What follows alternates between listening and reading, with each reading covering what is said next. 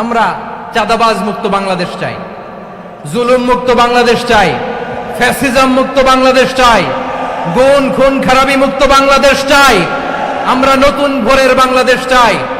ওই বাংলাদেশ পাওয়ার জন্য মুনকার প্রতিরোধে, অন্যায় প্রতিরোধে যদি বাঘের বাচ্চার মতো, আবু সাইদের মতো দুই হাত উঁচু করে বুককে টান টান করে প্রসারিত করে দাঁড়াতে হয়, রাজি আছো মুসলমান?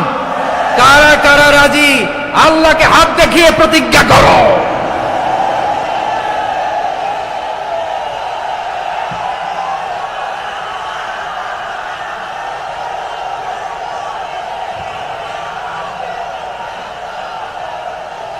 সম্মানিত সুধী,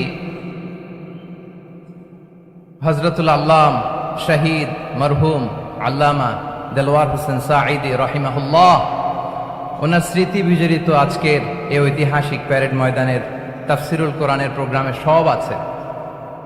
স্টেজ আছে, শ্রোতা আছে, প্যান্ডেল আছে, মিডিয়া কাভারেজ আছে, কিন্তু আমাদের কলিজার টুকরাটা আমাদের মাঝে নাই।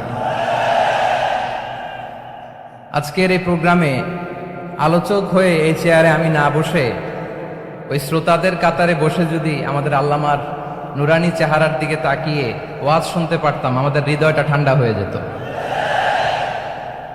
আমাদের তৃষ্ণার্ত হৃদয় শান্ত হতো। সব আজকে আছে, কি যেন নাই, ঠিক কিনা বলেন? আল্লাহ তাআলা প্রতি 100 বছরে একজন মুজাদ্দিদ পাঠান, প্রতি 100 বছরে একজন মুজাদ্দিদ, যিনি সমাজকে সংস্কার করেন। আল্লামা দেলওয়ার হোসেন সাঈদী রাহিমাহুল্লাহ ছিলেন তেমন একজন মুজাদ্দিদ। চিৎকার করে বলেন ঠিক কিনা? উনি শিরক বিদআতের আস্তানাকে তছনছ করে দিয়েছেন, তাওহীদের বাণীকে সমুন্নত করেছেন, গণমানুষের কাছে তাফসিরুল কোরআনকে জনপ্রিয় করেছেন। আজীবন আজীবন তিনি ইসলামকে বিজয়ী শক্তি হিসেবে দেখার স্বপ্ন দেখতেন। এত প্রাঞ্জল ভাষা, এত চমৎকার আধুনিক প্রেজেন্টেশন, গণমানুষের কাছে কোরআনের তাফসিরকে এভাবে জনপ্রিয় করে তোলার মতো ব্যক্তিত্ব আল্লামা সাঈদী ছাড়া দ্বিতীয় কেউ এই বাংলার ভূখণ্ডে নাই। এই যে তাফসিরুল কোরআন, এই যে টার্মিনোলজি, এই টার্মটাই উনি আসলে জনপ্রিয় করেছেন। আমরা আগে জানতাম না যে এভাবে তাফসির করা যায়, এভাবে scientific indications of the Holi কোরআনকে মানুষের কাছে পেশ করা যায়, এভাবে এত জীবন ঘনিষ্ঠ করে, এত ইন্টারেক্টিভ করে কোরআনের কথাগুলো মানুষের কাছে উপস্থাপন করা যায়।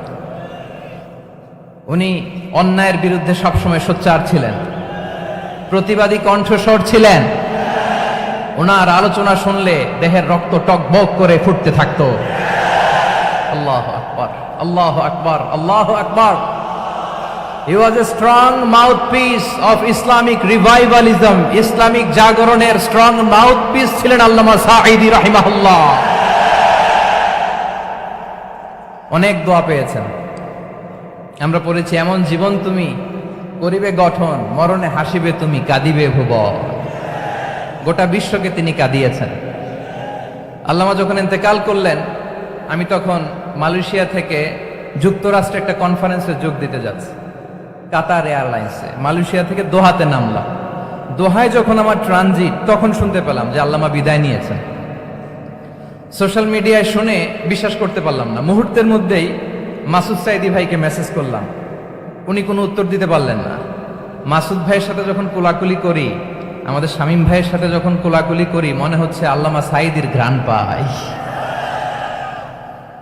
শরীরটা লিটারালি কাঁপছিল, নিজেকে মানাতে পারছিলাম না, বিশ্বাস করতে পারছিলাম যে আসলে আল্লামা বিদায় নিয়েছেন। ইন দ্য মিন টাইম আমার সেকেন্ড ফ্লাইট, দোহা টু নিউ ইয়র্ক, 12 ঘন্টার ফ্লাইটে উঠলাম। ইন্টারনেট থেকে বিচ্ছিন্ন হলাম। নামার পরে শুনলাম আল্লাহু আকবার, যেখানে ওনাকে কবরস্থ করার কথা ছিল সেখানেও কবর দিতে দেয়া হয় নাই। ছবিগুলো দেখতে লাগলাম, হাসিমাখা মুখ, হাসিমাখা নিথর দেহটা, মরণে হাসিবে তুমি, কাঁদিবে ভুবন। From east to west, from north to south, the entire globe, গোটা বিশ্ব ওনার জন্য কেঁদেছে, গোটা বিশ্ব কেঁদেছে। কাবার গিলাফ ধরে ধরে মানুষ চিৎকার করেছে। এর চেয়ে শ্রেষ্ঠ মৃত্যুকার হতে পারে?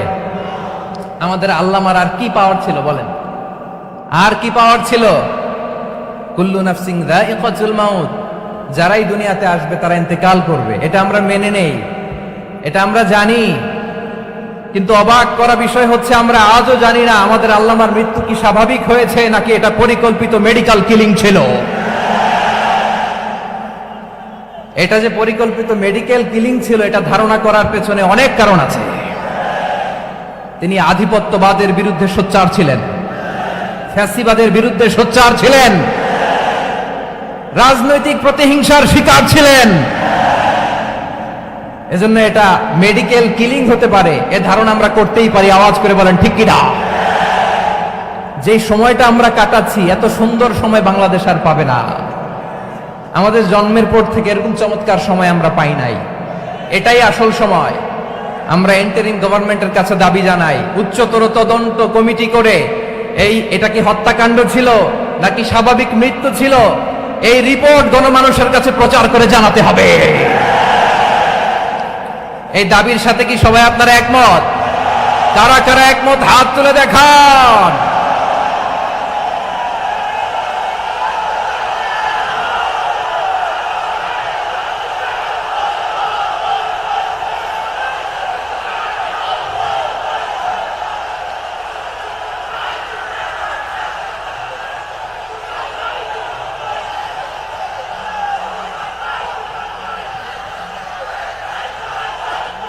আমার প্রিয় ভাইয়েরা, প্রিয় চট্টলাবাসী, আল্লাহ তাআলা তার এই মুখলেস গোলামকে তার জান্নাতুল ফেরদাউসের মেহমান হিসেবে কবুল করুক, তার জীবনের সকল খেদমাগুলোকে কবুল করুক, জান্নাতুল ফেরদাউসের আলা মাকামে তাকে মেহমান হিসেবে কবুল করুক। আল্লামা শহীদ দেলোয়ার হোসেন সাঈদী রাহিমাহুল্লাহ, উনি ছাড়াও এই ঐতিহাসিক ময়দানে কথা বলেছেন আল্লামা লুৎফুর রহমান রাহিমাহুল্লাহ। চলে গিয়েছেন আমাদেরকে ছেড়ে। তিনি বলতেন, ইনশাআল্লাহ মিজান আবার আসবে। হুজুর আমি তো আসলাম, আপনি তো আমাদেরকে ছেড়ে চলে গেলেন। আল্লাহু আকবার, আল্লাহু আকবার, আল্লাহু আকবার। গলায় কোনো সুর ছিল না, সুর দিয়ে কথা বলতেন না, কিন্তু এত চমৎকার শব্দের বুনন, এত চমৎকার প্রেজেন্টেশন, এত চমৎকার ভাবে ঐতিহাসিক বর্ণনাগুলো তিনি উপস্থাপন করতেন। মন্ত্রমুগ্ধ হয়ে আমরা আল্লামা লুৎফুর রহমানের কথা শুনেছি। আমরা হযরতুল আল্লাম লুৎফুর রহমান রাহিমাহুল্লাহর জন্য এই বিশাল ময়দান থেকে দোয়া করছি, আল্লাহ তাআলা তুমি তোমার এই খাদেমকে জান্নাতের মেহমান হিসেবে কবুল করে নাও। আরো অনেক আল্লামারা এখানে কথা বলেছেন, বিশেষ করে বাইতুল শরফের মরহুম পীর সাহেব হুজুর থেকে শুরু করে আরো যারা যারা তারকাতুল্য ওলামায়ে কেরাম এই চট্টগ্রামের ময়দানে কথা বলেছেন, আলো ছড়িয়েছেন। আমরা এই লক্ষ লক্ষ তাওহীদি জনতাকে নিয়ে তাদের জন্য দোয়া করছি, আল্লাহ তাআলা ওনাদের জীবনের সকল ভুল ত্রুটি ক্ষমা করে দিয়ে তাদেরকে জান্নাতুল ফেরদাউসের মেহমান বানিয়ে নিক। আমরা এই ঐতিহাসিক প্যারেড ময়দানের প্রোগ্রাম থেকে স্মরণ করতে চাই 24-এর ছাত্র নাগরিক অভ্যুত্থানে আমার যে সমস্ত ছাত্র নাগরিক ভাইয়েরা দেহের তাজা রক্ত বিলি দিয়ে নতুন বাংলাদেশ আমাদেরকে উপহার দিয়েছে। বিশেষ করে আপনাদের এই চট্টগ্রামের শহীদ ফয়সাল, শহীদ ওয়াসিম সহ সকল শহীদকে আল্লাহ তাআলা কবুল করুক। আমরা সবাই পড়ি আমিন। প্রিয় ভাইয়েরা, আমি নগণ্য একজন কোরআনের ছাত্র, এত বিশাল মঞ্চে এত বড় প্ল্যাটফর্মে কথা বলা আমার জন্য সাজে না। তারপরও আমাদের মুরব্বীরা আমাদের ডানে বায়ে বসে আছেন, ওনাদের আদেশ ক্রমে, ওনাদের অনুমতি ক্রমে কিছু কথা আজকের এই ঐতিহাসিক প্রোগ্রামে আপনাদের সামনে উপস্থাপন করার চেষ্টা করব। ওমা তৌফিক ইল্লা বিল্লাহ। প্রিয় ভাইয়েরা, 5 দিন ব্যাপী এই তাফসিরুল কোরআনের প্রোগ্রামে অনেক ওলামা হযরত কথা বলেছেন। যারা কোরআন সুন্নাহ থেকে আমাদেরকে কোরআনের কথাগুলো শোনালেন, আমরা যেন সেগুলো আমল করতে পারি, আল্লাহ আমাদেরকে তৌফিক দান করুন। শুরুতে আমাদের নিয়তটাকে খালেস করে নেওয়া দরকার। এই যে গ্যাদারিং, এই যে হিউজ শোডাউন, এগুলো যদি আমাদের নিজেদেরকে পরিবর্তন না করে তাহলে এতে কোনো লাভ নাই। জোরে বলেন ঠিক কিনা? এই প্রোগ্রাম যদি আমাদের জীবনকে পরিবর্তন করে, আমাদের চিন্তার ডিএনএ কে চেঞ্জ করে দেয়, তাহলেই চট্টগ্রামের প্যারেড ময়দান সার্থক। আসুন আমরা চিন্তাকে খালেস করে নেই। আমরা সবাই নিয়ত করি যে যতটুকু কথা আমরা কোরআনের আলোকে শুনবো, আমলের নিয়তে শুনবো ইনশাআল্লাহ। বলেন সবাই। আপনারা সবাই ঠিকঠাক আছেন তো? কখন আসছেন? আপনারা সবাই আসছেন কখন? সকালে, কেউ দুপুরে, 9টায়? আল্লাহ আল্লাহ। দুপুরের খাবার খাওয়ার সুযোগ হয়েছিল? খান নাই? রোজা রাখছেন? আহা, আমি কি দিয়ে বিদায় দেব আমার এই ভাইগুলোরে? আল্লাহ তুমি আমার ভাইগুলোরে কবুল করো। ইসলামের পক্ষের এই গণজোয়ারকে আগামীর বাংলাদেশের ইসলামের জন্য তুমি কবুল করো। যেই ভালোবাসা ইসলামের জন্য হয়, যেই গণজোয়ার কোরআনের জন্য হয়, পৃথিবীর কোন শক্তি দিয়ে সেটাকে আটকানো যায় না। জোরে বলেন ঠিক কিনা? এজন্য গ্রাজুয়ালি, সিস্টেম্যাটিক্যালি, মেথোডোলজিক্যালি আমাদেরকে আগাতে হবে, শুধু আবেগ দিয়ে নয়। বিবেকেরও দরকার আছে না নাই? প্রিয় ভাইয়েরা, আসুন, আমাদের কথা অনেক বেশি, সময় অনেক কম। আমরা আর কাল বিলম্ব না করে মহাবিশ্বয় মহাগ্রন্থ আল কোরআন আল কারীম থেকে কিছু কথা শুনি। আমি যে টপিকটা নিয়ে আজকের ঐতিহাসিক চট্টগ্রামের প্যারেড ময়দানের তাফসিরুল কোরআন প্রোগ্রামে আলোচনা করব, সেটা হচ্ছে সূরাতু আন-নাহলের 90 নম্বর আয়াত নিয়ে কিছু কথা আমরা উপস্থাপন করবার চেষ্টা করব ইনশাআল্লাহ। আমার খুতবার শুরুতেই আপনারা মোটামুটি আন্দাজ করে ফেলেছেন যে আমি কি নিয়ে আলোচনা করব, কারণ যে আয়াতটি আমি তেলাওয়াত করেছি এই আয়াতটি প্রায়শই এই ভূখণ্ডে, এই বাংলাদেশে জুমার দিনে খতিব সাহেবরা দ্বিতীয় খুতবা শেষের দিকে পড়ে না? কি কমন পড়ছে? ইন্নাল্লাহা ইয়া'মুরু বিল আদলি ওয়াল ইহসান ওয়া ইতাই যিল কুরবা ওয়া ইয়ানহা আনিল ফাহশাই ওয়াল মুনকারি ওয়াল বাগি ইয়াইদুকুম লাআল্লাকুম তাযাক্কারুন। মুখস্থ আছে না সবার? আসুন আমরা এই আয়াতের সরল অর্থ, এর মর্মবাণী, এর সংক্ষিপ্ত তাফসীর সবাই মিলে আজকের এই প্রোগ্রাম থেকে উদ্ধার করার চেষ্টা করি। আপনারা মনোযোগী আছেন তো? ইনশাআল্লাহ। এই আয়াতটা অনেক কম্প্রিহেন্সিভ একটা আয়াত। সাইয়েদনা আব্দুল্লাহ ইবনে মাসউদ রাদিয়াল্লাহু তাআলা আনহু উনি বলেছেন, ইন্নাহা মিন আজমাই আয়াতিল কুরআন, এটা কোরআনের সবচেয়ে জামে মানে আয়াত। যদিও ছোট্ট আয়াত, অল্প কিছু কথামালা, কিন্তু তিনি বলতেন এটা কোরআনের সবচাইতে জামে মানে সবচেয়ে কম্প্রিহেন্সিভ একটা আয়াত, যেখানে কথা কম, শব্দ কম, কিন্তু এটার দোতনা, এটার আবেদন, এটার মিনিং অনেক বেশি। সুবহানাল্লাহ। এই আয়াতে আল্লাহ তাআলা বেসিক্যালি আমাদেরকে 3টা বিষয়ে আদেশ করেছেন আর 3টা বিষয়ে বারণ করেছেন, মানে নিষেধ করেছেন। আওয়াজ করে বলুন, আদেশ করেছেন কয়টা? প্রিয় চট্টলার ভাইয়েরা, আমার মতো এই যে 3 আঙ্গুল উঁচু করে বলেন, আদেশ করেছেন কয়টা? আবার নিষেধও কয়টা? মানবো তো আমরা ইনশাআল্লাহ? বলেন সবাই। 3 do's and 3 don'ts, do's and don'ts, 3টা আদেশ, 3টা নিষেধ। এই 3টা আদেশ আর 3টা নিষেধের ভেতরে আল্লাহ তাআলা গোটা ইসলামী শরিয়ার মূল নির্যাসকে ঢুকিয়ে দিয়েছেন। সুবহানাল্লাহ। এই ছোট্ট একটা আয়াতে গোটা ইসলামী শরিয়ার, the gist, the cream of the creams, গোটা ইসলামী শরিয়ার মূল নির্যাসকে আল্লাহ ঢুকিয়ে দিয়েছেন। 3টা আদেশ আর 3টা নিষেধ। আসুন আমরা সরাসরি কোরআন থেকে শুনি, সবাই পড়ুন। আউযু বিল্লাহি মিনাশ শাইতানির রাজীম। বিসমিল্লাহির রাহমানির রাহিম। ইন্নাল্লাহা ইয়া'মুরু বিল আদলি ওয়াল ইহসানি ওয়া ইতাই যিল কুরবা ওয়া ইয়ানহা আনিল ফাহশাই ওয়াল মুনকারি ওয়াল বাগি ইয়াইযুকুম লাআল্লাকুম তাযাক্কারুন।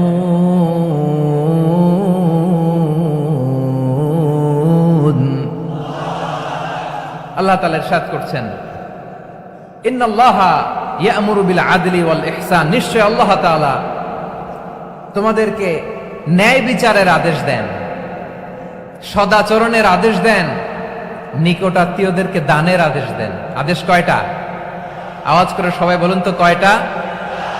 নিশ্চয় আল্লাহ তাআলা তোমাদেরকে ন্যায় বিচারের আদেশ দেন, সদাচরণের আদেশ দেন, তিনি তোমাদের নিকটাত্মীয়দেরকে দানের আদেশ দেন, আর তিনি তোমাদেরকে অশ্লীলতা থেকে নিষেধ করেন, মন্দ কাজ থেকে নিষেধ করেন, অবাধ্যতা সীমা লঙ্ঘন থেকে নিষেধ করেন। তিনি তোমাদেরকে উপদেশ দেন যাতে তোমরা শিক্ষা গ্রহণ করো। সুবহানাল্লাহ। উপদেশ দিচ্ছে স্বয়ং কে? 3টা জিনিসের আদেশ। ইয়া'মুরু বিল আদল, সুবিচার ন্যায় বিচারের আদেশ তিনি দেন, ইহসানের আদেশ দেন, যাতে আমরা ইহসান করি, একে অপরের প্রতি সুবিচার করি, মহানুভবতা দেখায়, অনুগ্রহ দেখায়, আর নিকট আত্মীয়দেরকে যেন আমরা দান করি। এই তিনটা আদেশ তিনি দিয়েছেন। আর কোন তিনটা জিনিস থেকে তিনি বারণ করেছেন? অশ্লীলতা, ফাহশা, মুনকার, মানে সব মন্দ আর অসৎ কাজ, এগুলো থেকে তিনি আমাদেরকে বারণ করেন। ওয়াল বাগি, অবাধ্যতা, সীমা লঙ্ঘন, এই তিনটা কাজ থেকে তিনি আমাদেরকে বারণ করেন। তিনি আমাদেরকে উপদেশ দেন, স্বয়ং আল্লাহ তাআলা আমাদেরকে উপদেশ দেন, যাতে করে আমরা শিক্ষা গ্রহণ করি। সুবহানাল্লাহ পড়ে। তাহলে আসুন আমরা ধরে ধরে একটা একটা করে সামনের দিকে আগাই। আল্লাহ তাআলা প্রথমে আমাদেরকে আদেশ দিয়েছেন আদালের। ইন্নাল্লাহা ইয়া'মুরু বিল আদল। আওয়াজ করে বলুন আল আদাল। সবাই পড়ুন আল আদাল। আমরা উর্দু জানি, হিন্দি জানি, অনেকে ইংরেজিও জানি, কিন্তু আরবি শব্দগুলো আমাদের মুখ দিয়ে বেরোতে চায় না। আওয়াজ করে বলুন আল আদাল। মাশাআল্লাহ। ইন্নাল্লাহা ইয়া'মুরু বিল আদল। আল্লাহ তাআলা আমাদেরকে আদলের আদেশ দেন। আদল অনেকে না বুঝলেও আদালত শব্দটা বুঝবেন। আদালত, আদালত, আদালত বুঝেন না? যেখানে বিচার কার্যের ফয়সালা করা হয়, কোর্ট কাচারি আদালত, এটা তো ভেরি কমন। এটা শুনছেন না সবাই? আদালত, যেখানে ন্যায় বিচার হবে, সুশাসন হবে। কিন্তু ভাগ্যের কি নির্মম পরিহাস, ওখান থেকে মিথ্যা সাক্ষী দিয়ে মনমতো রায় দিয়ে দেয়া হয়। এগুলোর পরিবর্তন হওয়ার দরকার আছে না নাই? প্রিয় ভাইয়েরা, আদালত, আল আদল, ইংরেজিতে বলে জাস্টিস, ন্যায় বিচার, সুবিচার, সুশাসন, জাস্টিস, আল আদল, সব জায়গায় এই জাস্টিস থাকা দরকার। Justice should be prevail in the society. The mission of all prophet was to uphold the justice. সব নবীর মিশন ছিল এই জাস্টিসকে, আদালকে, সুশাসন আর সুবিচারকে নিশ্চিত করা। পড়েন সুবহানাল্লাহ। And the core message of every divine scripture was to uphold justice. পৃথিবীর সব আসমানি কিতাবের মূল শিক্ষা ছিল এই জাস্টিসকে সমাজে এনশিওর করা, সুবিচার, সুশাসনকে এনশিওর করা। তাহলে প্রিয় ভাইরা, আমরা বুঝতে পারলাম আল আদল শব্দের মানে হচ্ছে ইনসাফ বা সুবিচার বা ন্যায় বিচার। এটা হচ্ছে একটা general meaning, very general meaning. আপনি যদি ইন ডেপথ বুঝতে চান, আরো ভেতরে যান, তাহলে আদল মানে হচ্ছে সমন্বয়, আদল মানে হচ্ছে ভারসাম্য, ব্যালেন্স। আদল মানে হচ্ছে মধ্যম পন্থা। সুবহানাল্লাহ পড়েন। কারণ সব সময় সমান সমান হইলেই সুবিচার হয় না। কথা কি বুঝতেছেন? ইসলামের দ্য কনসেপ্ট অফ আদল, এটা এমন আদল, এটা সব সময় সমান সমান নয়। যখন সমান সমান দেয়া দরকার, ইসলাম সমান সমান দেয়। যখন ব্যালেন্স করা দরকার, চেক এন্ড ব্যালেন্স, সমন্বয়, ভারসাম্য করা দরকার, তখন ইসলাম ভারসাম্য করে দেয়। এটার নাম আদল। সুবহানাল্লাহ। সহজ করে আপনাদেরকে বুঝাই। যেমন ধরুন, একটা পরিবারের 3 জন সদস্য, স্বামী, স্ত্রী আর সন্তান। তাদের সকালবেলার ব্রেকফাস্টে, স্বামীর সকালের নাস্তায় স্বামীর 3টা রুটি লাগে, স্ত্রীর 2টা লাগে, আর সন্তানের 1টা রুটি লাগে।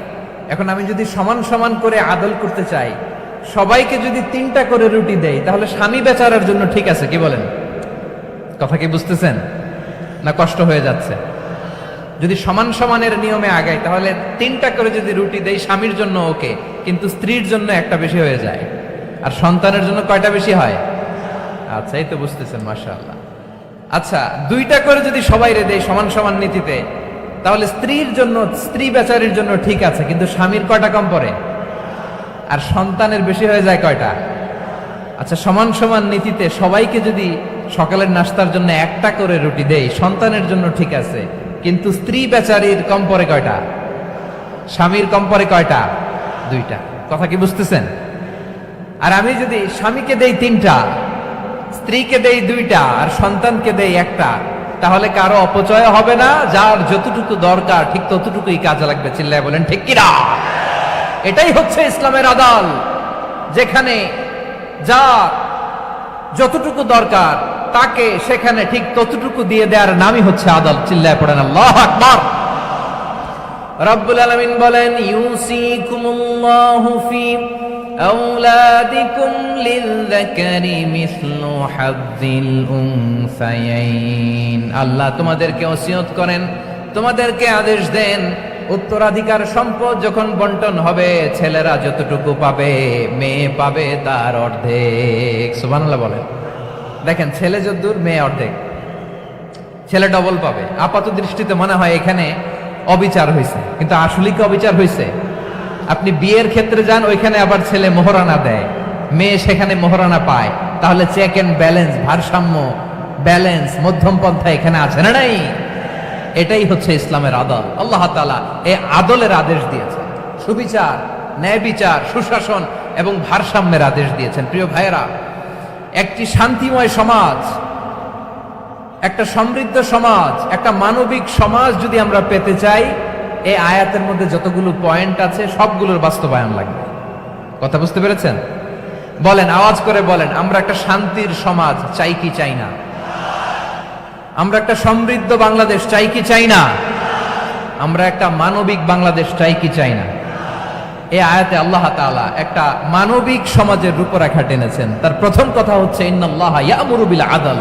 আল্লাহ তাআলা তোমাদেরকে আদলের নির্দেশনা দেয়, সুবিচার, সুশাসনের নির্দেশনা দেয়। যে সমাজে আদল থাকে না, সেই সমাজে জুলুম মানুষের ঘাড়ে চেপে বসে। আদলের বিপরীত হচ্ছে জুলুম। আদলের বিপরীত কি? জুলুম বা জাওর, অত্যাচার, অবিচার, বৈষম্য। এই যে বৈষম্য বিরোধী ছাত্র আন্দোলন কেমন পড়ছে? এই যে একজন সমন্বয়ক তো দেখা করলো আমার সাথে। জুলুম মানে হচ্ছে বৈষম্য। বৈষম্যের স্থান ইসলামে নাই, অবিচারের স্থান ইসলামে নাই, জুলুমের স্থান ইসলামে নাই। আল্লাহ তাআলা বলেন যে আমি জুলুমকে নিজের জন্য হারাম করেছি এবং তোমাদের জন্য হারাম করেছি। বিশ্বনবী ফরমান, আল্লাহ তাআলা বলেন হাদিসে কুদসিতে, ইয়া ইবাদি ইন্নী হারামতুয যুলমা আলা নাফসি ওয়া জাআলতুহু বাইনাকুম মুহাররামান ফালা তাযালামু। আমার গোলামেরা শোনো, নিশ্চয় আমি আল্লাহ তাআলা জুলুমকে আমি আমার উপরে হারাম করেছি, অনুরূপভাবে জুলুম করাকে তোমাদের উপরেও হারাম করেছি। ফলে ফালা তাযালামু, তোমরা একে অপরের সাথে জুলুম করো না। নির্দেশনাটা কার? খবরদার, জুলুমের সাথে আমাদের কোনো সম্পর্ক নাই। আল্লাহ তাআলা আদলের আদেশ দিয়েছেন, আদালতের আদেশ দিয়েছেন, সুশাসনের, ন্যায় বিচারের আদেশ দিয়েছেন। ইন্নাল্লাহা ইয়ামুরু বিল আদল। আমাদেরকে আদল প্রতিষ্ঠা করতে হবে। জুলুমের সাথে ইসলামের কোনো সম্পর্ক নাই। আল্লাহ তাআলা জালিমদের জন্য কঠিন শাস্তি প্রস্তুত করে রেখেছেন। যারা এই আদলকে ভুলুণ্ঠিত করে জুলুমের রাস্তায় হাঁটতে চায়, তাদের প্রাপ্য কিয়ামতের ময়দানে বুঝিয়ে দিবে কে? আল্লাহ তাআলা তাদের প্রাপ্যকে বুঝিয়ে দিবেন। এজন্য বিশ্বনবী বলে, খবরদার, তোমরা ইনসাফ করবে, আদল করবে, জুলুম করবে না। আয-যুলমু যুলুমাতুন ইয়াউমাল কিয়ামা। জুলুম কিয়ামতের দিন অন্ধকার হয়ে জালিমের ঘাড়ে চেপে বসবে। আবার বিশ্বনবী বলতেন, ইত্তাকি দাওয়াতাল মাজলুম। খবরদার, তোমরা মজলুমের কান্নাকে ভয় করো। ফাইন্নাহু লাইসা বাইনাহু ওয়া বাইনাল্লাহি হিজাব। কেননা মজলুমের কান্নার মাঝে আর আল্লাহর আরশের মাঝে কোনো পর্দা থাকে না। বিশ্বাস হয়? এই কথা বিশ্বাস হয়? এর জলজন্ত প্রমাণ তো আমরা নিজেরাই দেখলাম। হ্যাঁ, মজলুমের কান্না ফুলে ফেপে মহিরুহ হয়ে, পাহাড়ের মতো হয়ে, বিস্ফোরিত হয়ে জালিমের মসনদকে ছারখার করে দিয়েছে। এর প্রমাণ তো আমরা নিজেরাই তো দেখলাম। জালিমের পরিণতি কি হয় আমরা জীবদ্দশাই তো দেখলাম। এমনও কোনো জুলুম নাই যে হয় নাই, ঠিক কিনা বলেন? আহারে জুলুম, আহারে জুলুম। রিসেন্টলি আয়না ঘরের কিছু ছবি প্রকাশিত হয়েছে সোশ্যাল মিডিয়ায়, দেখেছেন আপনারা? হ্যাঁ, ছোট্ট একটা জায়গা, স্বাধীন মানুষকে প্রাণীর মতো, পাখির মতো খাঁচায় বন্দি করে রেখেছে। কখন দিন কখন রাত কিচ্ছু জানে না, কখন দিন কখন রাত কিছু জানে না। বছরের পর বছর কেটে গিয়েছে। এক্সট্রা জুডিশিয়াল কিলিং এর কোনো হিসাব নাই।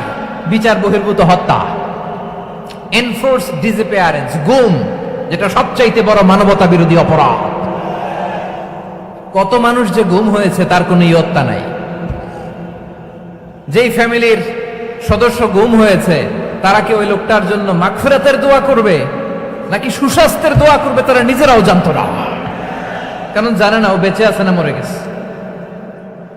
আহা, বিডিআর নওজওয়ানদের যারা ছাড়া পেল দেখলাম বিনা অপরাধে, কোনো অন্যায় ছাড়া, অপরাধ ছাড়া তাদের জীবন থেকে, তাদের তারুণ্যের, তাদের যৌবনের 15 বছর, 16 বছর, 17 বছর নাই। 6 মাস বয়সের ছোট বাচ্চাকে রেখে জেলে গেছে। 6 মাসের মেয়ে বেরোয় দেখে মেয়ের বয়স 17 বছর। মেয়ে বাবারে চিনে না, বাবা মেয়েরে চিনে না। মেয়েকে এখন বিয়ে দিয়ে আরেক ছেলের হাতে তুলে দিবে। মেয়ের শৈশব বাবা দেখে নাই, মেয়ের কৈশোর বাবা দেখে নাই, মেয়ের তারুণ্য দেখে নাই। আরেক যুবককে দেখলাম 14 বছরের 14 দিনের সংসার, 2 সপ্তাহের সংসার শেষে জেলে গেছে। কত যুবকের যে স্ত্রী চলে গিয়েছে ফ্যামিলি ছেড়ে, কারণ জানে না তো কবে আসবে, কি হবে, কেউ জানতো না। দাম্পত্য জীবনের মাত্র 14 দিনের স্মৃতি, এই স্মৃতিকে আঁকড়ে ধরে এক বোন 16টা বছর, 17টা বছর কাটিয়ে দিয়েছে।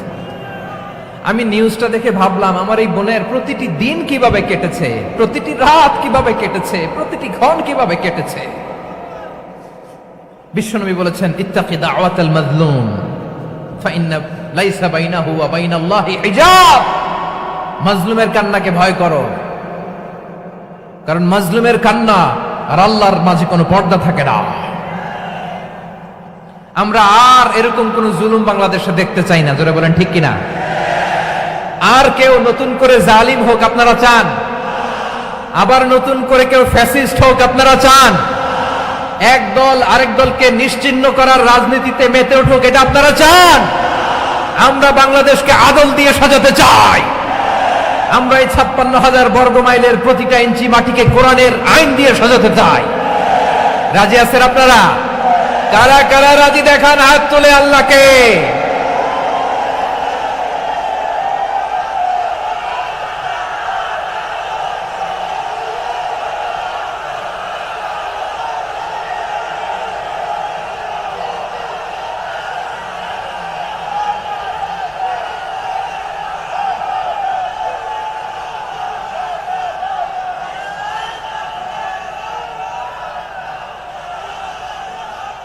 বসুন আমার প্রিয় বীর চট্টলার তৌহিদি মুসলমান, আমরা আর নতুন করে কেউ জালিম হোক এটা চাই না। নতুন করে আবার কেউ ফ্যাসিস্ট হোক আমরা চাই না। এক দল আরেক দলকে নিশ্চিহ্ন করার রাজনীতি করুক আমরা চাই না। আমরা সুশাসনের বাংলাদেশ চাই। আমরা মানবিক বাংলাদেশ চাই। আমরা একটা সমৃদ্ধ বাংলাদেশ চাই। আমরা বিশ্বের বুকে সম্মান নিয়ে মাথা উঁচু করে দাঁড়াতে চাই, ঠিক কিনা বলেন? আল্লাহ বললেন, এটা যদি তোমরা চাও, একটা সমৃদ্ধ সমাজ যদি বিনির্মাণ করতে চাও, মানবিক সমাজ যদি বিনির্মাণ করতে চাও, আমি তোমাদেরকে সেজন্য প্রথমে আদালতের নির্দেশ দিলাম। ইন্নাল্লাহা ইয়া'মুরু বিল আদল, নিশ্চয় আল্লাহ তাআলা তোমাদেরকে ন্যায় বিচার, সুশাসন এটার আদেশ দেন। সুবহানাল্লাহ।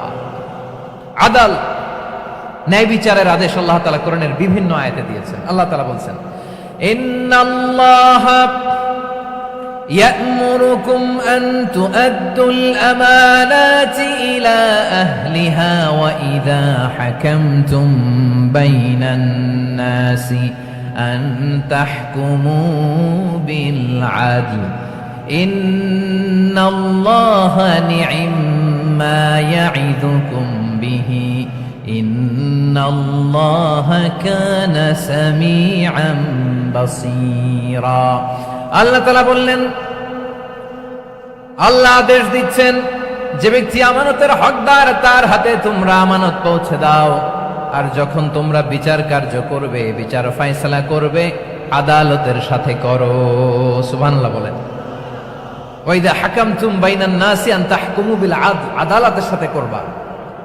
আল্লাহ তাআলা বলেন, যারা জাজ হবে, বিচারক হবে, তাদের যদি বাদী বিবাদীর কারো সাথে শত্রুতা থাকে, কারো সাথে যদি কোনো ধরনের রেষারেষি থাকে, আল্লাহ বলেন বিচার কার্য করতে যে ওই শত্রুতা রেষারেষির কারণে আদালতের বাইরে যে অবিচার করে বিচার করো না।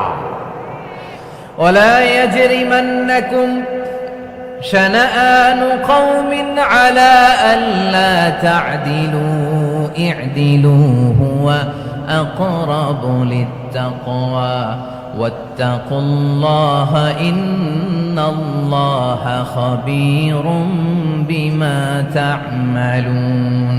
খবরদার কোন জাতির প্রতি, কোন গোষ্ঠীর প্রতি, কোন গোত্রের প্রতি আক্রোশ যেন তোমাদেরকে ন্যায় বিচার থেকে দূরে সরিয়ে না দেয়, বরং আমি আল্লাহর আদেশ হলো ইদিলু, তোমরা আদল করো, ন্যায় বিচার করো, সুবিচার করো, সুশাসন প্রতিষ্ঠা করো। হুয়া আকরাবু লিত্তাকওয়া, এটাই তাকওয়ার সবচেয়ে কাছাকাছি। সুবহানাল্লাহ বলেন। কোরআনের বিভিন্ন আয়াতে আল্লাহ তাআলা স্পেসিফিকলি ধরে ধরে বিচার করার সময় আমরা যেন আদল করি সেটা বলেছেন। কোরআনের কোন কোন জায়গায় আল্লাহ তাআলা এই আল আদল শব্দটা ব্যবহার করেছেন। আবার একই জিনিস ইনসাফ, সুবিচার, সুশাসন, ন্যায় বিচার, ন্যায় পরায়ণতা বুঝাতে আল্লাহ তাআলা কখনো কখনো আল কিসত শব্দটা ব্যবহার করেছেন। আওয়াজ করে সবাই বলুন আল কিসত। প্রিয় ভাইরা, সবাই আওয়াজ করে আমার সাথে সাথে বলুন আল কিসত। আল্লাহ তাআলা বলেন ওয়া ইন হাকামতা ফাহকুম বাইনাহুম বিল কিসতি ইন্নাল্লাহা ইউহিব্বুল মুকসিতিন।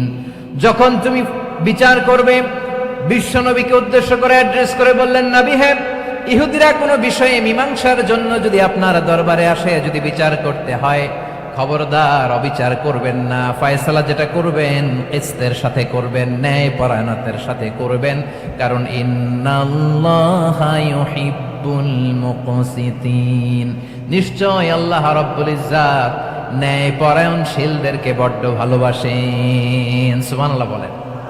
ন্যায় পরায়ণ লোকদেরকে আল্লাহ তাআলা বড্ড ভালোবাসেন। অন্য আয়াতে আল্লাহ তাআলা বলছেন وَنَضَعُ الْمَوَازِينَ الْقِسْطَ لِيَوْمِ الْقِيَامَةِ فَلَا تُظْلَمُ نَفْسٌ شَيْئًا। আমি কিয়ামতের দিন ন্যায় পরায়ণতার মানদণ্ড স্থাপন করব, যেটাকে আমরা মিজানের পাল্লা বলি। আল্লাহ বলেন ন্যায় বিচারের মানদণ্ড কিয়ামতের ময়দানে আমি আল্লাহ স্থাপন করব। সেদিন কারো প্রতি বিন্দু পরিমাণ, এক চুল পরিমাণ অবিচার করা হবে না, কোনো অবিচার করা হবে না। সেদিন সুশাসন হবে, সুবিচার হবে, ন্যায় পরায়ণতার সাথে বিচার হবে। আওয়াজ করে পড়েন আল্লাহু আকবার। তাহলে প্রিয় ভাইরা, যে তিনটি বিষয়ে আল্লাহ তাআলা আমাদেরকে আদেশ দিয়েছেন, তার প্রথমটা হচ্ছে আদালত, ইনসাফ, সুবিচার, ন্যায় বিচার। এটা আমরা চাই কি চাই না? বিশ্বনবী ন্যায় বিচার, ন্যায় পরায়ণতা, সুশাসন প্রতিষ্ঠিত করেন কি করেন নাই? আপনারা বিশ্বনবীর সিরাত যারা পড়েছেন, আপনি দেখবেন বিশ্বনবীর সিরাতের পরতে পরতে, বাকে বাকে, সিরাতের বাকে বাকে এই আদালতের নমুনা মেলে। সুবহানাল্লাহ বলেন। ছোট্ট একটা নমুনা রাসূল সাল্লাল্লাহু আলাইহি ওয়াসাল্লামের আসিরা আল আতরা থেকে ছোট্ট একটা নমুনা আপনাদের খেদমতে এখানে উপস্থাপন করি। বিশ্বনবী সাল্লাল্লাহু আলাইহি ওয়াসাল্লাম মক্কা বিজয় করলেন ৮ম হিজরিতে। মক্কা বিজয় শেষে তিনি কয়েক সপ্তাহ মক্কাতে অবস্থান করলেন। ইন দ্য মিন টাইম মক্কার একটা ভেরি প্রেস্টিজিয়াস এন্ড ডিগনিফাইড ফ্যামিলির নারী চুরিতে ধরা পড়ল। কিসে ধরা পড়ল? সবাই বলেন কিসে? আমাদের সমাজে আসেনি এটা? আছে? ছোট না বড়? হ্যাঁ, হিসাব করে শেষ করা যায় না। ৩.৫ লাখ কোটি টাকা নাই উন্নয়ন প্রকল্পের নামে, উন্নয়ন প্রকল্পের নামে ৩.৫ লাখ কোটি টাকা নাই। ৩.৫ লাখ কোটি টাকা লিখতে পারবেন আপনি? একটা না লিখতে পারবেন? বুঝতেছেন কত বড় সংখ্যা? হ্যাঁ, বনু মাখজুমিয়া গোত্রের এক নারী মক্কায় চুরিতে ধরা পড়ল। বলেন তো চুরি করলে বিধান কি? কি কাটতে হবে? চুরির বিধান হলো হাত কেটে দাও। তাও সেটা গোপনে নয়, প্রকাশ্যে জনসম্মুখে হাত কেটে দাও। বনু মাখজুমিয়া গোত্রের নারী যখন চুরিতে ধরা পড়লো, সাহাবারা চিন্তায় পড়ে গেলেন। সবেমাত্র মক্কার লোকেরা কালিমা পড়ে মুসলমান হয়েছে, ইসলামের আইন কানুন তেমন জানে না, ইসলামী শরিয়ার সাথে বেশি পরিচিত নয়। এখন যদি বিশ্বনবী চুরির যেই বিধান এটা যদি কায়েম করে হাত যদি কেটে দেয়, না জানি মক্কার লোকেরা আবার বিগড়ে যায়, না জানি মক্কার লোকেরা আবার মুরতাদ হয়ে যায়, না জানি মক্কার লোকেরা ইসলাম থেকে দূরে সরে যায়। চলো চলো, সাহাবীরা মিলে পরামর্শ করলেন, চলো বিশ্বনবীর কাছে যে বলি, ও নবী, শুধু কেবলমাত্র একমাত্র এই নারীর জন্য চুরির হাত কাটার বিধানটা আপনি একটু থামিয়ে দেন। চুরির হাত কাটার যে বিধান এইখানে একটু রহিত করে দেন, বাকিগুলা কইরেন মদিনাতে যে চলবে, কিন্তু মক্কায় এবারের জন্য মাফ করে দেন। কিন্তু কে বলবে? এই যে পরামর্শ, সাজেশন, এটা কে দিবে বিশ্বনবীর কাছে? সাহাবারা চিন্তায় পড়ে গেলেন। আল্লাহর নবীর সামনে দাঁড়িয়ে আল্লাহর দেয়া হুদুদ, আল্লাহর দেয়া বিধান থামিয়ে দেওয়া, মাফ করে দেওয়া, এই কথা বিশ্বনবীর সামনে বলার সাহস তো কেউ রাখে না। কেউ কেউ বলল, বিশ্বনবীর পালক পুত্র যায়েদ বিন হারেসার সন্তান উসামারে বিশ্বনবী নাতির মতো আদর করে, বড্ড বেশি ভালোবাসে উসামারে। এজন্য সাহাবারা উসামাকে বলতো হিব্বু রাসূলিল্লাহ, বিশ্বনবীর ভালোবাসা। কি বলতো? সাহাবীরা বললেন, বিশ্বনবীর ভালোবাসা হিব্বু রাসূলিল্লাহ, উসামারে পাঠাও। উসামারে বিশ্বনবী নাতির মতো স্নেহ করে, মায়া করে, ভালোবাসে। আমরা পারবো না, উসামা পারবে। সবাই মিলে ফুলিয়ে ফুসিয়ে ওসামাকে, ছোট্ট ওসামাকে রাজি করালো। ওসামা এমন এমন কথা যে তুমি বিশ্বনবীর কাছে বলতে হবে, পারবা নাকি? ওসামা বলে, পারবো। সাইয়েদনা ওসামা রাদিয়াল্লাহু তাআলা আনহু তরুণ সাহাবী বিশ্বনবীর কাছে গেলেন, যে বললেন, নবী, বনু মাখজুমিয়া গোত্রের এক নারী চুরিতে ধরা পড়েছে, এবারের জন্য কি এই মহিলাটারে মাফ করে দিলে হয় না? এবারের জন্য একটু ক্ষমা করা যায় না নবী? বিশ্বনবী বলেন, আতাশফাউ ফি হাদ্দিম মিন হুদুদিল্লাহ, তোমার এত বড় সাহস উসামা, তুমি আল্লাহর হাদ, আল্লাহর দেয়া বিধান, এটার ব্যাপারে সুপারিশ করতে এসেছো? তোমরা কি জানো তোমাদের আগে যত কওম, যত গোত্র, যত জনপদ ধ্বংস হয়েছে তার কারণ ছিল তাদের মধ্যে গরিবরা অন্যায় করলে তারা বিচার করত, আর ধনীরা অন্যায় করলে তারা মাফ করে দিত। খবরদার! ওয়া আইমুল্লাহ লাউ আন্না ফাতিমাতা বিনতি মুহাম্মাদিন সারাকাত লাকাতা মুহাম্মাদুন ইয়াদাহা। বিশ্বনবী বললেন, আরে ওসামা, বানু মাখজুমিয়ার ওই প্রেস্টিজিয়াস এন্ড ডিগনিফাইড ফ্যামিলির মেয়ে তো দূর কি বাত, অনেক দূরের কথা। জেনে রেখো ওসামা, আমার কলিজার টুকরা, নয়নের পুটুলি ফাতেমাও যদি মক্কার জমিনে আজকে এই চুরির দায়ে ধরা পড়তো, আমি বিশ্বনবী মুহাম্মাদুর রাসূলুল্লাহ ধরে ফাতেমার ডান হাতটা কেটে দিতে এক বিলম্ব দেরি করতাম না। ইন্নাল্লাহা ইয়া'মুরু বিল আদল, আমাদেরকে জাস্টিস শিখায়। পশ্চিমারা আমাদেরকে ইনসাফ শিখায়, আমাদেরকে সুশাসন শিখায়। আর ইনসাফ, সুশাসন, ন্যায় বিচার, সুবিচার, জাস্টিস কারে বলে বিশ্বনবীর বায়োগ্রাফি থেকে জেনে নাও। এই ছিল বিশ্বনবী সাল্লাল্লাহু আলাইহি ইসলামের আদালতের নমুনা। আপনি যদি সাইয়েদনা ওমর ফারুকের জীবনের দিকে তাকান, এমন কঠোর, এমন বীর সেনানী ছিলেন। সাইয়েদনা ওমর ফারুক যদি রাস্তার এই মাথা দিয়ে হাঁটা শুরু করতেন, শয়তান ওমর ফারুককে দেখলে ওই রাস্তা রেখে দিয়ে অন্য রাস্তা দিয়ে হাঁটতো। সুবহানাল্লাহ। ওমর ফারুক রাদিয়াল্লাহু তাআলা আনহু কি পার্সোনালিটি ছিল, কি পার্সোনালিটি! আমাদের এলাকায় ছোট বাচ্চারা রাতে ভাত খেতে চায় না, আমার মেয়েটাও খেতে চায় না। এই এটা দিব, ওইটা দিব, আজকে মাহফিলে আসার সময় বলে দিছে লিস্ট করে এটা এটা আনতে হবে। তো ছোট্ট বাচ্চাদের অনেক বায়না থাকে, ওরা রাতে খেতে চায় না। তো মায়েরা বিভিন্ন ভয় দেখায়, এই বাঘ আসবে, বাঘ আসবে খাও, এই ভূত আসবে, ভূত আসবে খাও। আপনারা কি বলেন চট্টগ্রামে? কি আসবে? হ্যাঁ, ভূত, ভূত, ভূত আসবে, বাঘ আসবে, খাও খাও খাও, তাড়াতাড়ি খাও। তো বাচ্চারা এগুলো শুনে ভয়ে খেতে শুরু করে। মদিনার জমিনেও একই ঘটনা ঘটতো। মদিনার ছোট্ট ছোট্ট সোনামণিরা খেতে চাইতো না। তো মায়েরা বলতো, হা হুয়া ইয়াতি উমর, হা হুয়া ইয়াতি উমর, ওই যে উমর আসতেছে, উমর। ওমরে ফারুকের কথা শুনলেই বাচ্চারা একেবারে ঠান্ডা। সুবহানাল্লাহ পড়বেন না? প্রভু তুমি বলেছ রাসূল দেবে না, বলনি দেবে না ওমর, বলনি দেবে না হামজা তারি, খালিদ বিজয় সমর। প্রভু তুমি বলেছ রাসূল দেবে না, বলনি দেবে না ওমর, বলনি দেবে না হামজা তারি, খালিদ বিজয় সমর। প্রভু তুমি বলেছ রাসূল দেবে না। আল্লাহু আকবার। ওমর ফারুক রাদিয়াল্লাহু তাআলা আনহু, ওনার কথা শুনলে গায়ের মধ্যে গুজবাম হয়, গায়ের পশমগুলো দাঁড়িয়ে যায়। সুবহানাল্লাহ বলেন। কি পার্সোনালিটি ছিল, কি ব্যক্তিত্ব ছিল! মুনাফিকরা ওমর ফারুককে জমের মতো ভয় পেতেন। শয়তান, ভূত শয়তান এই রাস্তা দিয়ে আসলে শয়তান অন্য রাস্তা দিয়ে হাঁটত। ওমরে ফারুক রাদিয়াল্লাহু তাআলা আনহুর জীবনে যদি দেখেন, তাহলে সেখানে আপনি আদালতের, ইনসাফের, সুশাসনের, জাস্টিসের নমুনা দেখতে পাবেন। কয়টা শুনবেন? সাইয়েদনা ওমরে ফারুকের রাদিয়াল্লাহু তাআলা আনহুর সন্তান আব্দুর রহমান মিশরে মদ খেয়ে মদ্যপ অবস্থায় ধরা পড়েছে। মদ খাওয়ার কারণে, মদ যদি কেউ পান করে আর যদি প্রমাণিত হয়, তার বিচার হলো 80 বেত। আওয়াজ করে বলেন কয় বেত? বাংলাদেশেও তো এই আইন আছে নাকি? বাংলাদেশে আছে? হ্যাঁ, মদ খাইলে 80 বেত, এই আইন বাংলাদেশে চালু হোক। আমরা চাই কি চাই না? চাই সবাই। এজন্যই তো ইসলাম ভাল লাগে না। ইসলামকে ভাল লাগে না। ইসলামকে আউট করে রাখতে পারলেই তো এরকম বড় বড় বোতল খাওয়া যায়। একেবারে সহজ, পানির মতো সহজ হিসাব, একেবারে সহজ। ওমরে ফারুক রাদিয়াল্লাহু তাআলা আনহুর ছেলে ভুল করে মদ পান করে ফেলেছিলেন। আব্দুর রহমান, ঘটনা ঘটেছে মিশরে। মিশরের গভর্নর তখন আমর ইবনে আস রাদিয়াল্লাহু তাআলা আনহু। আব্দুর রহমানের ভাই যে গভর্নরকে বলল, গভর্নর যদি একটু দয়া করেন, খলিফার ছেলে আমার ভাই আব্দুর রহমান মদ্যপ অবস্থায় ধরা পড়েছে, জনসম্মুখে যদি আপনি বেত্রাঘাত করেন আমাদের প্রেস্টিজ থাকে না, যদি 80 বেত আপনি মারেন আমার কোনো কথা নাই, কিন্তু ঘরের ভেতরে মারেন। আব্দুর রহমানের ভাইয়ের সুপারিশ শুনে সাইয়েদনা আমর ইবনে আস রাদিয়াল্লাহু তাআলা আনহু রাজি হয়ে গেলেন। ঘরের ভেতরে লোকচক্ষুর আড়ালে 80 বেত তিনি মানলেন।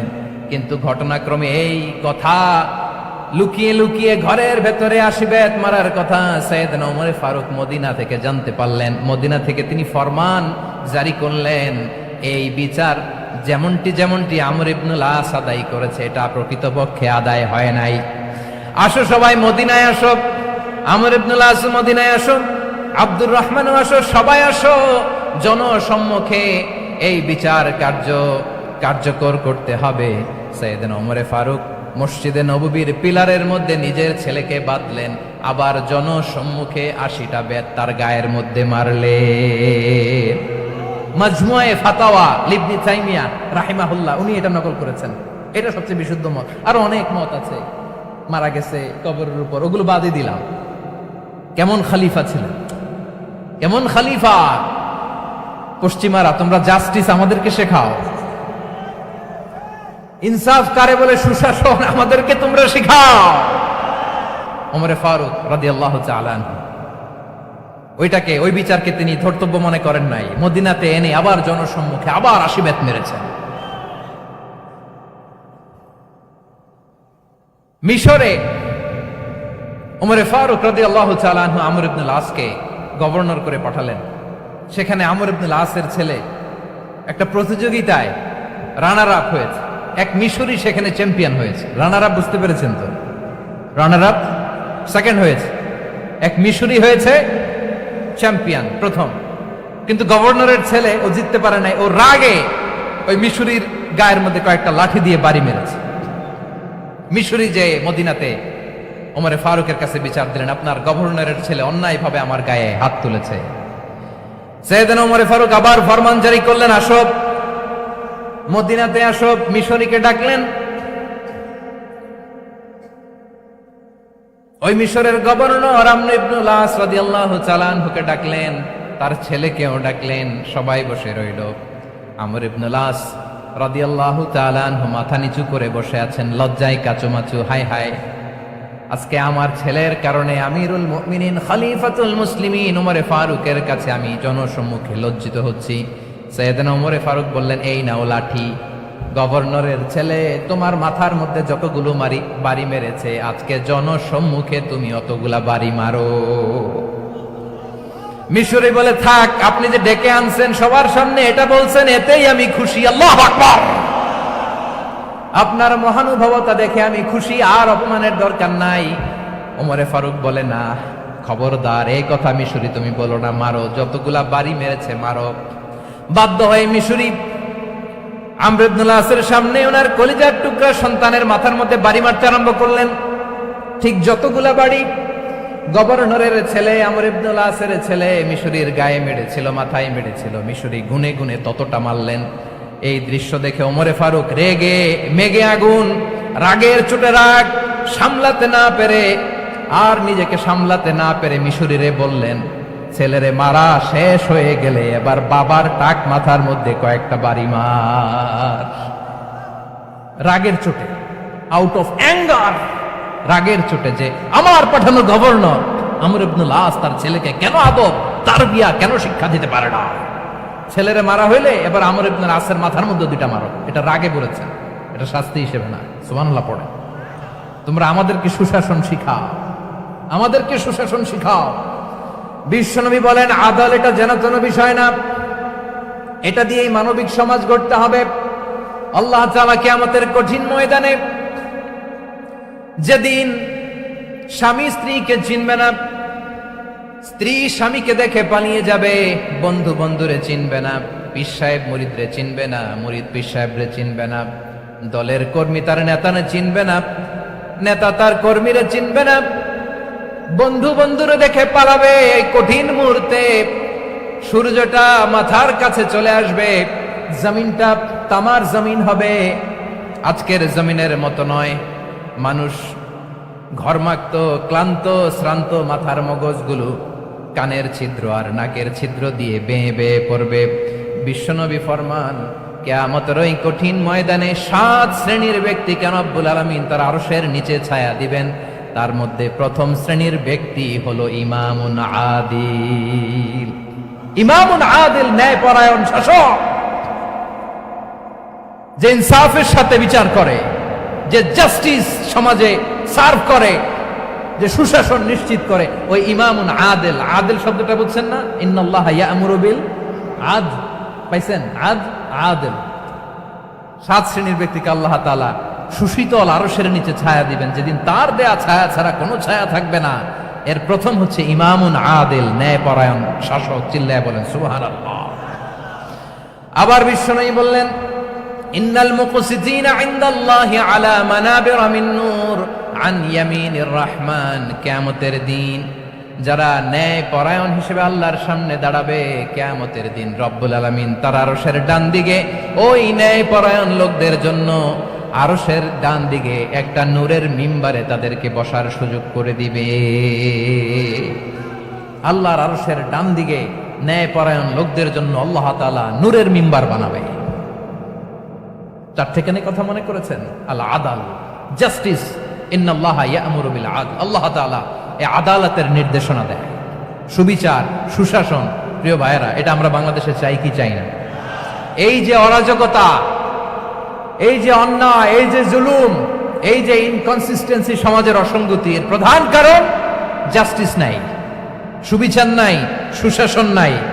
শেষবারের মতো আওয়াজ করে বলেন তো, আমরা বাংলাদেশে আদল চাই কি চাই না? তাহলে প্রথম নির্দেশনা শেষ। আল্লাহ তাআলা তোমাদেরকে আদলের আদেশ দেন। এরপরে আল্লাহ বললেন, আমি তোমাদেরকে ইহসানের আদেশ দেই। ইন্নাল্লাহা ইয়া'মুরু বিল আদলি ওয়াল ইহসান। আমি তোমাদেরকে যেমনি আদলের নির্দেশনা দেই, তেমনি ভাবে তোমাদেরকে ইহসানের নির্দেশনা দেই। ইহসান, আওয়াজ করে সবাই বলেন তো ইহসান। সবাই বলেননি? সবাই বললে এতটুকু আওয়াজ হবে আমি বিশ্বাস করি না। আওয়াজ করে বলুন আল ইহসান। ইহসান মানে কারো প্রতি সফট হার্টেড হওয়া, মহানুভব হওয়া, অনুগ্রহ পরায়ণ হওয়া, অনুগ্রহশীল হওয়া, একে অপরের প্রতি দয়াদ্র হওয়া। একে অপরের প্রতি দয়াদ্র, অনুগ্রহশীল হওয়া ছাড়া মানবিক সমাজ কঠিনকালেও গঠন করা সম্ভব না। প্রিয় ভাইয়েরা, সুন্দর আচরণ দিয়ে, ইহসান দিয়ে যা জয় করা যায়, নরম আচরণ দিয়ে যেটা অর্জন করা যায়, কঠোরতা দিয়ে সেটা পারা যায় না। বিষ্ণু ঈসা ইসলাম ইহসান দিয়ে, কোমল আচরণ দিয়ে, তার অনুগ্রহ দিয়ে তিনি অনেক কাফিরের হৃদয়কে জয় করে ফেলেছেন। সাইয়েদনা সুমামা ইবনে উসাল রাদিয়াল্লাহু তাআলা আনহুর কথা মনে পড়ে যায়। তিনি ছিলেন ইয়ামামার বাদশা। মদিনাতে বিশ্বনবীকে হত্যা করার নিয়তে এসেছিলেন। গোপনে গোপনে বিশ্বনবীকে হত্যা করে আবার ইয়ামামাতে তিনি ফিরে যাবেন। কিন্তু কি অবাক করা কাণ্ড, হত্যা করতে পারে নাই, সাহাবাদের হাতে তিনি ধরা পড়ে গেলেন। সাইয়েদনা সুমামা ইবনে উসাল রাদিয়াল্লাহু তাআলা আনহু হত্যার নিয়তে আসলেন, কিন্তু হত্যা করতে পারলেন না। সাহাবারা ওনাকে ধরে ফেললেন, ধরে মসজিদে নববীর পিলারের মধ্যে বেঁধে রাখলেন। সুমামা ইবনে উসাল, সিরাত থেকে শুনেন, সিরাত থেকে শোনাচ্ছি। রাদিয়াল্লাহু তাআলা আনহু ইয়ামামার অধিপতি ছিলেন। ইয়ামামা বিশ্বনবীকে হত্যার জন্য আসছেন, ধরা পড়ে গেছেন, এখন মসজিদে নববীতে বেঁধে রাখছে, তার মানে বন্দী। এখন স্ট্যাটাস কি?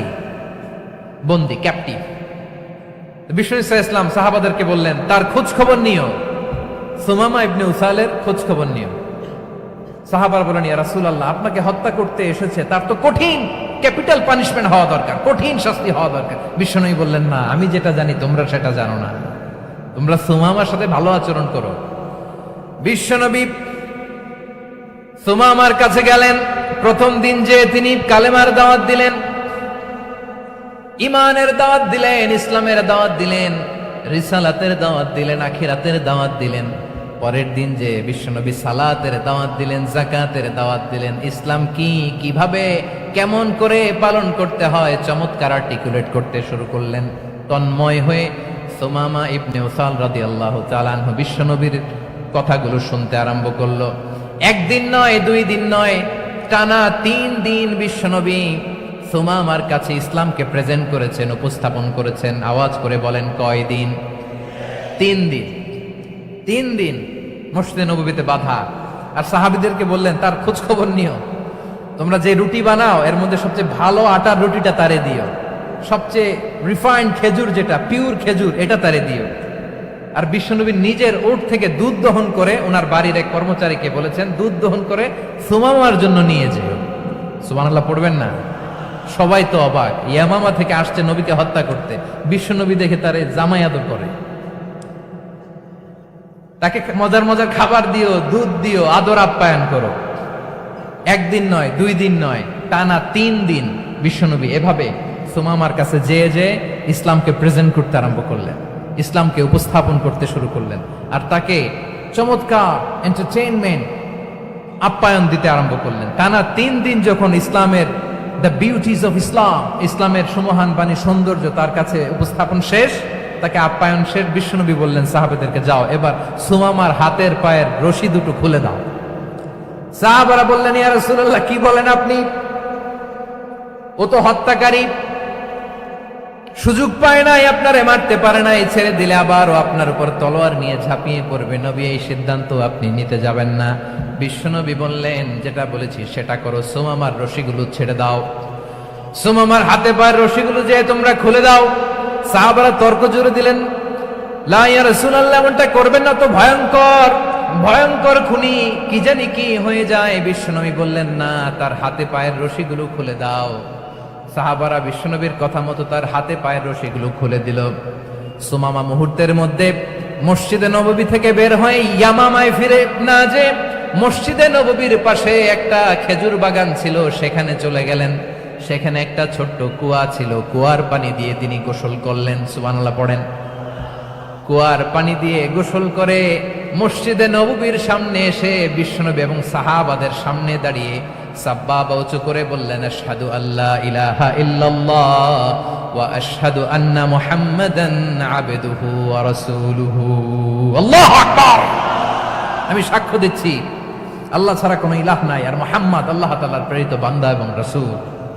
প্রিয় ভাইয়েরা, ইহসান দিয়ে যা জয় করা যায়, কঠোরতা দিয়ে সেটা কঠিনকালেও জয় করা যায় না। আওয়াজ করে বলেন ঠিক কি না?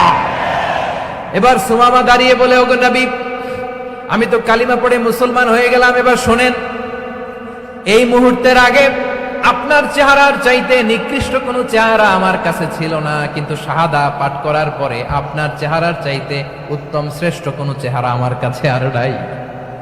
ও নবী, আজকের দিনের আগে ইসলাম ধর্মের চেয়ে নিকৃষ্ট অপছন্দনীয় কোনো ধর্ম আমার কাছে ছিল না, কিন্তু এই মুহূর্ত থেকে ইসলামের চেয়ে সেরা শ্রেষ্ঠ পছন্দনীয় কোনো ধর্ম আমার কাছে নাই।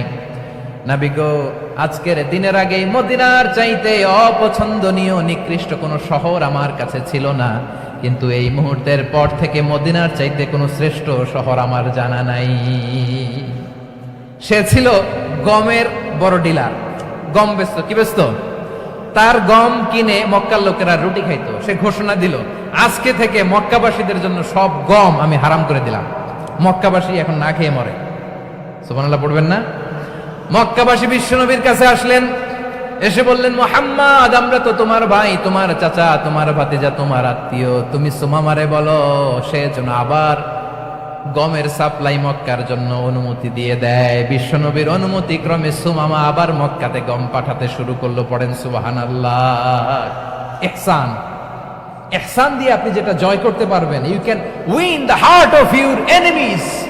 ইহসান দিয়ে আপনি আপনার শত্রুর হৃদয়কে জয় করতে পারবেন। আওয়াজ করে বলেন ঠিক কিনা?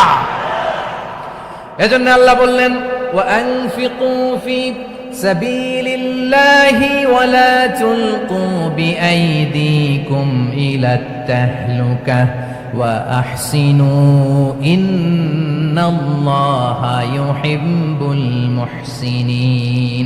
তোমরা আল্লাহর রাস্তায় দান করবে আর নিজেরা নিজেদেরকে ধ্বংসের হাতে ঠেলে দিও না। তোমরা একে অপরের প্রতি ইহসান করবে, কারণ ইহসানকারীদেরকে আল্লাহ বড্ড ভালোবাসেন। সুবহানাল্লাহ পড়েন। আবার সূরা রহমানে আল্লাহ বললেন, হাল জাযাউল ইহসানি ইল্লাল ইহসান ফাবিআইয়ি আলা, সবাই পড়েন, ফাবিআইয়ি আলাই রাব্বিকুমা তুকাযযিবান। ইহসানের প্রতিদান হিসেবে ইহসানি হয়। বিশ্বনবী সুমামার প্রতি যেমন ইহসান করেছেন, সুমামাও ঠিক তেমন ইহসান ফিরিয়ে দিয়েছে। ঠিক কিনা বলেন? তাহলে এক নম্বরে হচ্ছে আদ, ন্যায় বিচার। দুই নম্বরে সবাই বলেন ইহসান, সদাচরণ। ইহসান দুই ধরনের প্রিয় ভাইরা, ইহসান ফিল ইবাদা, ইহসান ফিল মুআমালা। ইহসান ফিল ইবাদা হচ্ছে একাগ্র অনুভবে ইবাদতে ডুব দেওয়া, এর নাম ইবাদতের ইহসান। সুবহানাল্লাহ পড়ে। বিশ্বনবী বলেন ইহসান মানে কি জানো নাকি? হাদিসে জিবরিলে সাইয়েদনা জিবরিল আলাইহিস সালাম বিশ্বনবীকে বললেন, আখবিরনি আনিল ইহসান। নবী আমাদেরকে বলেন ইহসান মানে কি? বিশ্বনবী বললেন, আনতা আবুদাল্লাহা কাআন্নাকা তারাহু ফাইন লাম তাকুন তারাহু ফাইন্নাহু ইয়ারাক। ইহসান মানে হলো এমন ভাবে তুমি আল্লাহর সামনে নিজেকে উজাড় করে ইবাদত করবে, তুমি ভাববে তুমি আল্লাহকে দেখতে পাচ্ছ। আর এটা যদি ভাবা তোমার জন্য কঠিন হয়ে যায়, অন্তত এতটুকু তুমি ভাববা যে আল্লাহ তোমাকে দেখতে পাচ্ছেন। ঠিক কিনা বলেন? ও আমার বীর চট্টলার ভাইয়েরা, কেউ যেটা দেখে না সেটা দেখে কে? এই বিশ্বাস হৃদয়ের মধ্যে আছে? নামাজে যখন দাঁড়ান এই ফিলিংসটা আনা যাবে? হ্যাঁ, এশার সালাত তো এখনো হয় নাই না? আলোচনা শেষে এশার সালাত এখানে অনুষ্ঠিত হবে, তাই না? আচ্ছা বলুন তো, আমরা এশার সালাত পর্যন্ত বেঁচে থাকবো এই গ্যারান্টি আছে কার কার? হাত তোলেন। কয়েকজন হাত তুলছে পেছনে, না বুঝে তুলে ফেলছে। এশা পর্যন্ত যে আমরা হায়াত পাবো কোনো গ্যারান্টি আছে? সবাই আওয়াজ করে বলেন, গ্যারান্টি আছে? গ্যারান্টি নাই। এজন্য বিষ্ণু ইসলাম বলেছে, এমন ভাবে নামাজে দাঁড়াও, ইবাদত করো, মনে করো হতে পারে এটাই আমার জীবনের শেষ নামাজ। পারফর্ম দ্য সালাহ as if this is your last and final prayer. এমন ভাবে সালাতে দাঁড়াও, ভাবো হতে পারে এটাই তোমার জীবনের শেষ নামাজ। এমন ভাবে নামাজে দাঁড়াও, ভাবো এটাই শেষ নামাজ। তাহলে নামাজে একাগ্রতা বাড়ায় দিবে কে? ফলে ইবাদতের ইহসান আমাদের অর্জিত হবে। আর মুআমালাতে ইহসান হলো, বিশ্বনবী বলেন, ইন্নাল্লাহা তাবারাকা ওয়া তাআলা কাতাবাল ইহসানা আলা কুল্লি শাই ফাইদা কাতালতুম ফাআহসিনুল কিতলা ওয়া ইযা যাবাহতুম ফাআহসিনুয যাবহা ওয়ালিয়ুহিদ্দা আহাদুকুম শাফরাতাহু ওয়ালিয়ুরিহ যাবিহাতাহু। ইহসান দুই ধরনের। আওয়াজ করে বলতে হবে, কয় ধরনের? সবাই বলুন আওয়াজ করে, কয় ধরনের? একটা হচ্ছে ইহসান ফিল ইবাদা, ইবাদতে ইহসান। ইবাদতে ইহসান কি? একাগ্র অনুভব দিয়ে ইবাদত করা, মন প্রাণ দিয়ে ইবাদত করা। আর মুআমালাতে ইহসান কি? সব কাজে, দৈনন্দিন কাজে, কর্মে, সামাজিক অ্যাক্টিভিটিতে কোমলতা প্রদর্শন করা, অনুগ্রহের সাথে সবকিছু করা। আল্লাহ তাআলা, ইন্নাল্লাহা তাবারাকা ওয়া তাআলা কাতাবাল ইহসানা আলা কুল্লি শাই, তিনি সব কিছুর ব্যাপারে ইহসানকে আবশ্যক করেছেন। সবকিছু, মুমিনের সব কাজে ইহসানের পরশ থাকবে। ওয়া ইযা কাতালতুম ফাহসিনুল কিতলা, বিষ্ণুই বলেন তুমি যখন কাউকে হত্যা করো ইহসানের সাথে করো। সুবহানাল্লাহ পড়বেন না? যখন হত্যা করো তখনও ইহসানের সাথে। আচ্ছা হত্যা করবো আবার ইহসান আসবে করতে করে, তো মেরেই ফেলবো আমি। আল্লাহ, ও ভাই একজন খুন করেছে, খুনি, রাষ্ট্রীয় আইনে তার শাস্তি হয়েছে ডেথ পেনাল্টি, মৃত্যুদণ্ড। এখন মৃত্যুদণ্ড দেখে আপনি যেমনি মন চায় তেমনি মারবেন লোকটারে? ওর নাক কেটে ফেলতে পারবেন? ওর কান কাটতে পারবেন? ওর চোখ উপড়ে ফেলতে পারবেন আপনি? যেমন মন চায় তার অঙ্গহানি করা যাবে না। ইহসানের সাথে তাকে হত্যা করো। সুবহানাল্লাহ, this is Islam, this is the true essence of Islam. ওয়াইদা যাবাহতুম ফাহসিনু যাবহা, যখন জবাই করবে তখনও ইহসানের সাথে জবাই করো। করব জবাই, ওইখানেও নাকি ইহসান। আচ্ছা, কুরবানির দিন আমরা পশুগুলোরে কি করি বলেন? সবাই আওয়াজ করে জবাই। জবাই মানে তো এটার মেরেই ফেলতেছি, একটু পরে তো টুকরো টুকরো করে গোশতগুলো খাবো, এটা তো খাবো, এটা তো মেরেই ফেলবে। বিশ্ব নেই বলে না, জবাইয়ের মধ্যেও মুমিনের জবাইয়ের ভেতরেও ইহসানের পরশ থাকা চাই। যখন জবাই করবে প্রাণীটাকে হাত পা টাইট করে বেঁধে নাও, ছুরিটাকে শার্পেন করে নাও, ধারালো করে নাও, যাতে অল্প সময়ে জবাইটা হয়ে যায়, প্রাণীটা যাতে কম কষ্ট পায়। সুবহানাল্লাহ পড়ে। দিস ইজ কল্ড ইহসান। ইহসান আল্লাহ তাআলা যেমনি আদলের আদেশ করেছেন, ন্যায় বিচার, জাস্টিস এনশিওর করতে বলেছেন, সমাজে ইহসানের ব্যবহার, ইহসানের অনুশীলন তিনি করতে বলেছেন। এজন্য মুমিনের প্রতিটি কাজে, আমার চট্টগ্রামের ভাইয়েরা আমার দিকে তাকান, খেয়াল করে শুনুন, মুমিন জীবনের প্রতিটি কাজে ইহসানের পরশ থাকা চাই।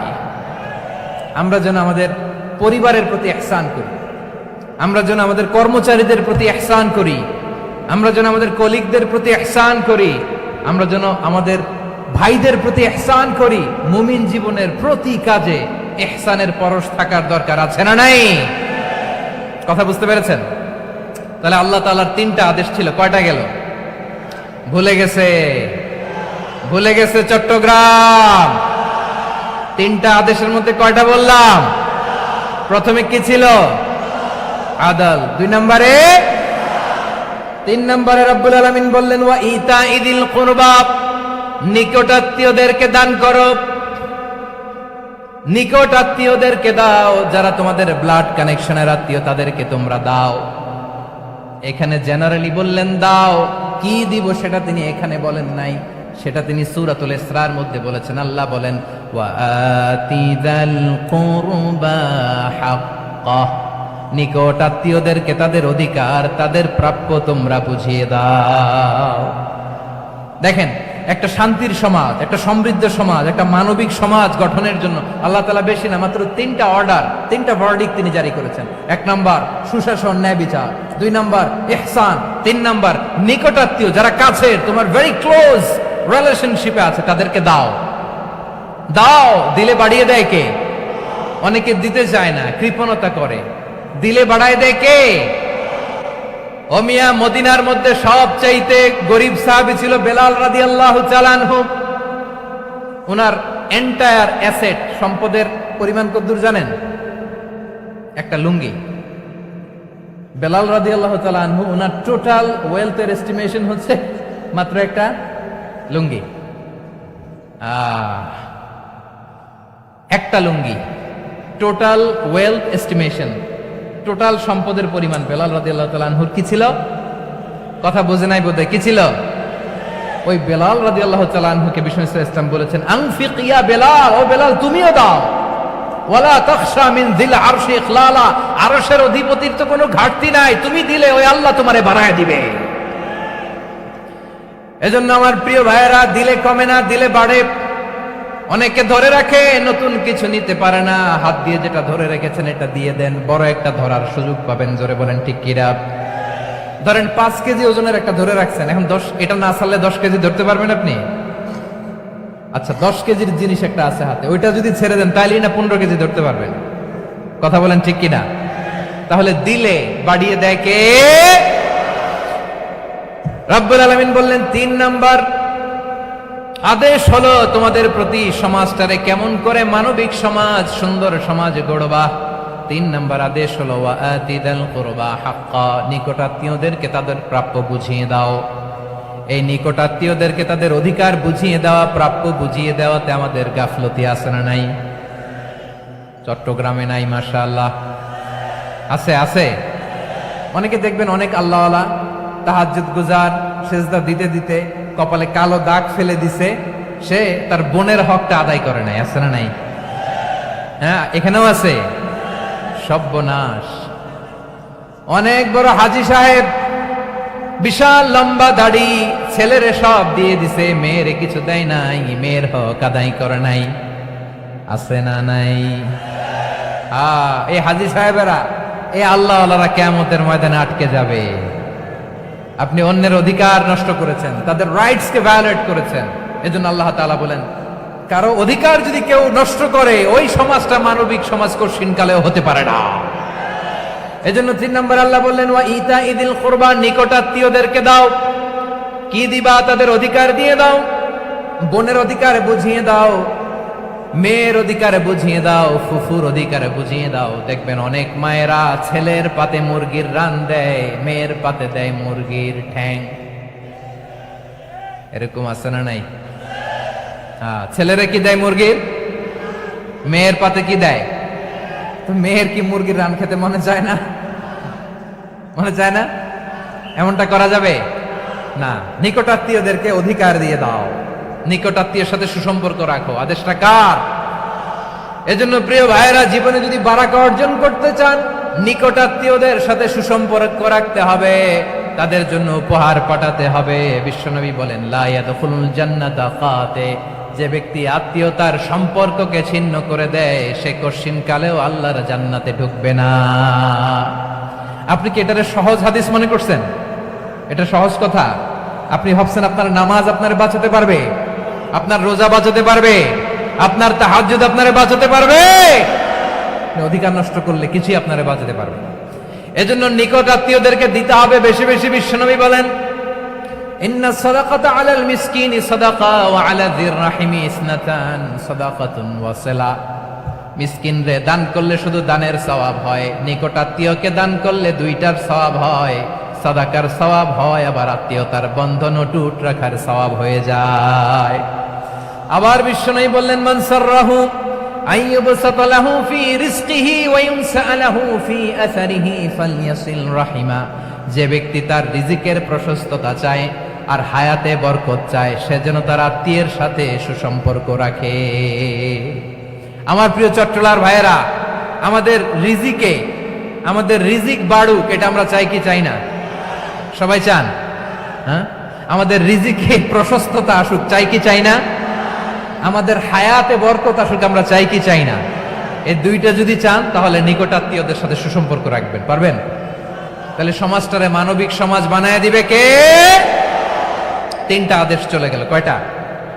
আওয়াজ করে বলেন। 1 নম্বরে কি ছিল? 2 নম্বরে, 3 নম্বরে নিকটাত্মীয়দেরকে দান। আপনাদেরকে আরো শোনার আগ্রহ আছে? আপনাদের মনোযোগ আছে না গেছে? কষ্ট হচ্ছে না? মাশাআল্লাহ, মাশাআল্লাহ। তাকবীর পড়ুন, লিল্লাহি তাকবীর।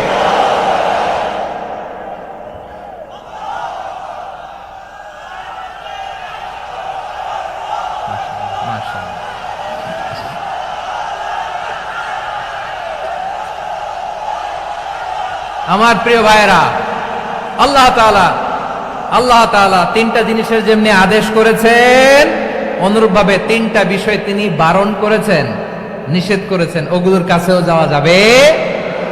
শুনবেন। রাব্বুল আলামিন বলেন, ওয়ায়ানহা আনিল ফাহশাই ওয়াল মুনকারি ওয়াল বাগি। আমি যেমনি 3টি বিষয়ে আদেশ করলাম, অনুরূপভাবে 3টি বিষয়ে বারণ করলাম, নিষেধ করলাম। আমার 1 নাম্বার নিষেধাজ্ঞা হলো অশ্লীলতার প্রতি। ফাহশা, ওয়ায়ানহা আনিল ফাহশা। আল্লাহ তাআলা অশ্লীলতাকে নিষেধ করেছেন। কোন জিনিসকে? সবাই বলুন, কোন জিনিসকে? যত ধরনের, যত টাইপের, যত ক্যাটাগরির অশ্লীলতা হতে পারে, সব অশ্লীলতাকে হারাম করেছেন কে? ফাহশা মানে কি? কথায়, কাজে, আচরণে, কমেন্ট, ফেসবুকের কমেন্টসে যত ধরনের নোংরামো আছে, যত ধরনের অশ্লীলতা আছে, এটাকে আরবিতে বলে ফাহশা। এটাকে কি বলে? রাব্বুল আলামিন বলেন, কুল ইন্নামা হাররামা রাব্বিয়াল ফাওয়াহিশা মা যাহারা মিনহা ওয়া মা বাতান ও নবী, আপনি বলে দেন আমার রব প্রকাশ্য অপ্রকাশ্য, স্পষ্ট কিংবা অস্পষ্ট, দৃশ্যমান কিংবা অদৃশ্যমান সব অশ্লীলতাকে হারাম করেছেন। সব ধরনের অশ্লীলতা হারাম, সব ধরনের। আল্লাহ তাআলা আমাদেরকে অশ্লীলতা থেকে বাঁচান, অশ্লীলতা থেকে তিনি আমাদেরকে হেফাজত করুক, পড়েন আমিন। এবার বলেন, আমাদের সমাজে অশ্লীলতা আছে না নাই? চট্টগ্রামে নাই? আমি কই নাই, ওনারা বলে আছে। দেখছেন, আমি সামহাও বাঁচায় দেওয়া ট্রাই করতেছি, আমি সামহাও বাঁচায় দেওয়া ট্রাই করতেছি, ওনারা বলে আছে। অশ্লীলতা নানা ভাবে, নানা নামে, নানা মোড়কে আমাদের সমাজে আছে না নাই? সংস্কৃতির নামে, ফ্যাশনের নামে, বিনোদনের নামে, উপন্যাসের নামে, কনসার্টের নামে অশ্লীলতা আছে না নাই?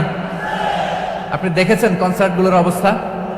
এই যে আতিফ আসলাম যে আসছে আমাদের দেশে, তারপর কে কে আসছে, আমাদের তরুণ তরুণীরা, আমাদের যুবক যুবতীরা, আমাদের জেনজিরা, কি অবস্থা ওইখানে? হ্যাঁ, কি অবস্থা? কে বাঁচাবে ওদের? কে রক্ষা করবে ওদের ইমানের, ওদের চরিত্রের হেফাজতের গ্যারান্টি কে দিবে? কনসার্টের নামে অশ্লীলতা আছে না নাই? ছেলে মেয়ে একে অপরকে জড়ায় ধরতেছে, একে অপরকে চুমো খাচ্ছে, প্রকাশ্যে দিবালোকে গণমানুষের সামনে। আল্লাহ তাআলা এই অশ্লীলতা থেকে আমাদেরকে বেঁচে থাকতে বলেছেন, বেঁচে থাকতে বলেছেন। রূপালী জগতের নামে অশ্লীলতা আছে না নাই? এই টার্মটা আপনারা জানেন না? রূপালী জগৎ কি জগৎ? আসলে কি রূপালী জগৎ না অন্ধকার জগৎ? আমার বোনেরা, আপনাদেরকে যে কি বলে তারা বুঝায়, রূপালী জগৎ শুনেই আপনি ভরকে যাবেন না। রূপালী জগতে যে নারী যত বেশি উলঙ্গ, সে নাকি তত বেশি সাহসী। জানেন, বলে এটা একটা সাহসী নারী, খুব সাহসী পদক্ষেপ তার। যত বেশি শরীর থেকে কাপড় নামাতে পারবে, যত বেশি বস্ত্রহীন হয়ে নিজেকে প্রেজেন্ট করতে পারবে, সে নাকি তত বেশি সাহসী। আমার চট্টলার ভাইয়েরা, শয়তানের প্রথমে এজেন্ডা ছিল বনি আদমকে বস্ত্রহীন করা। সে আদম এবং হাওয়া আলাইহিস সালামকে নিষিদ্ধ গাছের ফল খাইয়ে তাদেরকে বস্ত্রহীন করেছে। এই জামিনেও সে আমাদেরকে বস্ত্রহীন করতে চাইবে।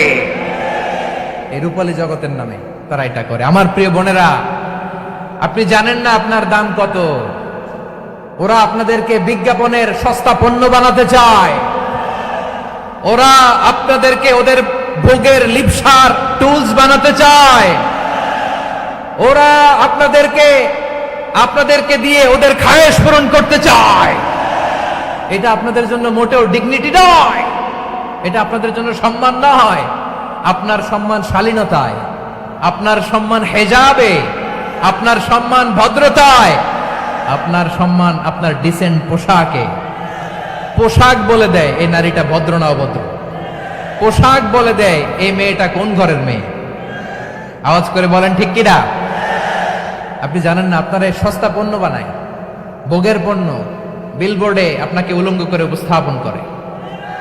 এই অশ্লীলতার সাথে ইসলামের কোনো সম্পর্ক। এজন্য আল্লাহ বলেন, আমি অশ্লীলতাকে হারাম করেছি। অশ্লীলতাকে হারাম করার প্রথম কারণ হলো এর মাধ্যমে মানবতাকে অপমানিত করা হয়। কারণ মানুষের সম্মান মানুষের পোশাকে। মানুষ যখন পোশাকহীন হয়ে যায়, বস্ত্রহীন হয়ে যায়, তার সম্মান কমে যায়, ঠিক কিনা? অশ্লীলতাকে হারাম করার প্রথম কারণ হচ্ছে মানুষ মানুষকে অপমান করে। একটা নারী, সে তো সম্মানিত। নারী যে কত সম্মানিত, নারীরা এটা বুঝেই নাই।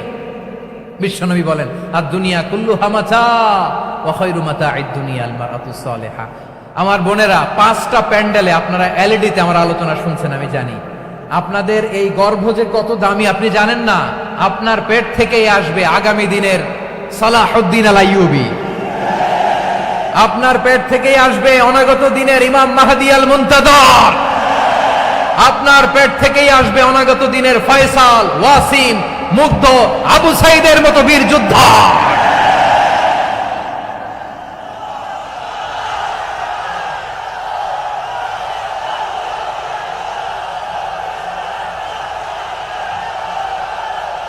আমার প্রিয় বোনেরা, আমার প্রিয় বোনেরা, বিশ্বনবীর কথার ওজন খেয়াল করেন। আর দুনিয়া কুল্লুহা মাতা ওয়া খায়রু মাতা'আদ দুনিয়াল মারআতুস সালিহা। দুনিয়ার সবকিছুই অ্যাসেট, এর মধ্যে সবচেয়ে দামি অ্যাসেট নেককার নারী। আপনার গর্ভ যে কত দামি আপনি জানেন না। নিজের সময়টাকে কাজে লাগান, কোরআন পড়েন, সুন্নাহ পড়েন। আপনার অনেক দায়িত্ব ঘরে। You are the MD of your family. একটা family it's a very big institution. পরিবার একটা অনেক বড় প্রতিষ্ঠান। And you are the MD of your institution. আপনি এই পরিবারের MD, managing director of your family. এখানে আপনার কত দায়িত্ব। আপনি ছেলে মেয়েদেরকে তারবিয়া করবেন, আপনি আপনার স্বামীর জন্য ঘরটারে জান্নাতের নীর বানাবেন, আপনার জন্য জান্নাতের ডুপ্লেক্স বাড়ি ওইখানে তৈরি করে রাখবে কে? আপনি যে কত দামি আপনি জানেন না। নারীদেরকে আল্লাহ বানিয়েছেন উচ্চতর করে, নিম্নতর নয়। নারীদেরকে ছোট্ট জিনিস দিলে এটারে বড় করে দেয়। নারীদেরকে ভ্রূণ দিলে, শুক্রাণু দিলে নারী এটারে বাচ্চা হিসেবে উপহার দেয়, ঠিক কিনা? বিয়ের মাধ্যমে স্বামী যখন তার শুক্রাণু তার স্ত্রীকে উপহার দেয়, স্ত্রী রিটার্নে কি উপহার দেয়? ফুল ফর্ম বেবি, মানব সন্তান।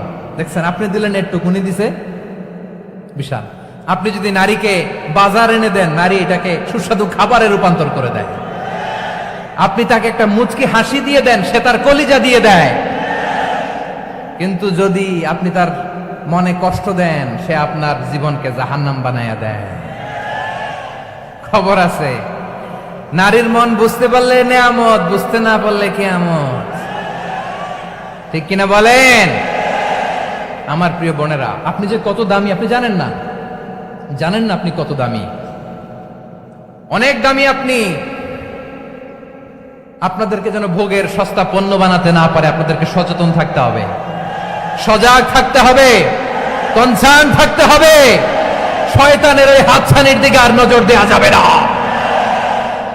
তাহলে কেন আল্লাহ তাআলা এই ফাহশা, অশ্লীলতাকে হারাম করলেন? এক নাম্বার, এতে হিউম্যান ডিগনিটি কমে। দুই নাম্বার, এতে মানুষের অধিকার নষ্ট হয়। আপনি বিয়ে করেছেন, এরে পরকিয়া করেন, ওর সাথে এরকম আছে না নাই? স্ত্রীর অধিকার নষ্ট করেছেন। আপনি বিবাহ সম্পর্কে আবদ্ধ হয়েছেন তার সাথে, আপনি পরকিয়া করেন ওই ছেলের সাথে, আপনি আপনার হাজবেন্ডের সাথে বিট্রে করেছেন। এজন্য আল্লাহ অশ্লীলতাকে হারাম করেছেন। অশ্লীলতাকে হারাম করার আরেকটা কারণ হচ্ছে আল্লাহ তাআলা এই হিউম্যান জেনারেশনকে এটাকে প্রিজার্ভ করতে চায়। হিফজুন নাসল, এটা মাকাসিদুশ শরিয়ার অনেক গুরুত্বপূর্ণ একটা মাকাসিদ, অনেক গুরুত্বপূর্ণ। আপনার নাসল, আপনার জেনারেশনকে সংরক্ষণ করা। এই যে আসতেছে ফেব্রুয়ারি, কত ফেব্রুয়ারি জানো? এটা কি বিশ্ব ভালোবাসা দিবস? হ্যাঁ, কি দিবস? এই বিশ্ব ভালোবাসা দিবসের সাথে মুসলমানদের কোনো সম্পর্ক নাই। আমার প্রিয় ভাইরা, এই যে আপনি অবৈধ সম্পর্কে জড়ালেন, কেন আল্লাহ অশ্লীলতাকে হারাম করেছে দেখেন। বলতেছিলাম যে এটা আপনার নাসল, আপনার জেনারেশন, আপনার লিনিয়েজ, আপনার বংশকে প্রিজার্ভ করা। কে কার বাবা, কে কার মা, বাবা মা জানা, প্রজন্মকে প্রিজার্ভ করা, এটা ইসলাম ওয়াজিব করে দিয়েছে। এই যে অবৈধ সম্পর্কের কারণে, বিশ্ব বেহায়া দিবসের কারণে, এগুলোর আউটপুট হিসেবে মাঝে মাঝে ঢাকা মেডিকেলের ডাস্টবিনে নবজাতকের বাচ্চার কান্নার আওয়াজ শুনতে পাওয়া যায়। চট্টগ্রাম মেডিকেলের ডাস্টবিনে নবজাতকের কান্না শুনতে পাওয়া যায়। বীর চট্টলার মুসলমানেরা বুঝতে পারলে আওয়াজ করে বলেন, এই যে চট্টগ্রাম মেডিকেলে যে নবজাতকটা পাওয়া গেল, ওর বাবাকে আমাকে বলেন, ওর বাবাকে, ওর মাকে, ও কোন ফ্যামিলির সন্তান কেউ জানে? আপনি হিউম্যান ডিগনিটিকে অপমান করেছেন না? আপনি তার ভবিষ্যৎকে অন্ধকার করেছেন না? আপনি তার লিনিয়েজকে প্রশ্নবিদ্ধ করে দিয়েছেন না? এই জন্য আল্লাহ তাআলা অশ্লীলতাকে আমাদের জন্য হারাম করে দিয়েছেন। পড়েন সুবহানাল্লাহ। এই জন্য রাব্বুল আলামিন বলেন, কুল ইন্নামা হারামা রাব্বিয়াল ফাওয়াহিশা মা যাহারা মিনহা ওয়া মা বাতান। প্রকাশ্য অপ্রকাশ্য সব অশ্লীলতাকে হারাম ঘোষণা করে দিয়েছে কে? আবার দুনিয়ার বুকে যারা অশ্লীলতার প্রসার করে তাদের জন্য শাস্তি মজুদ রেখেছে কে?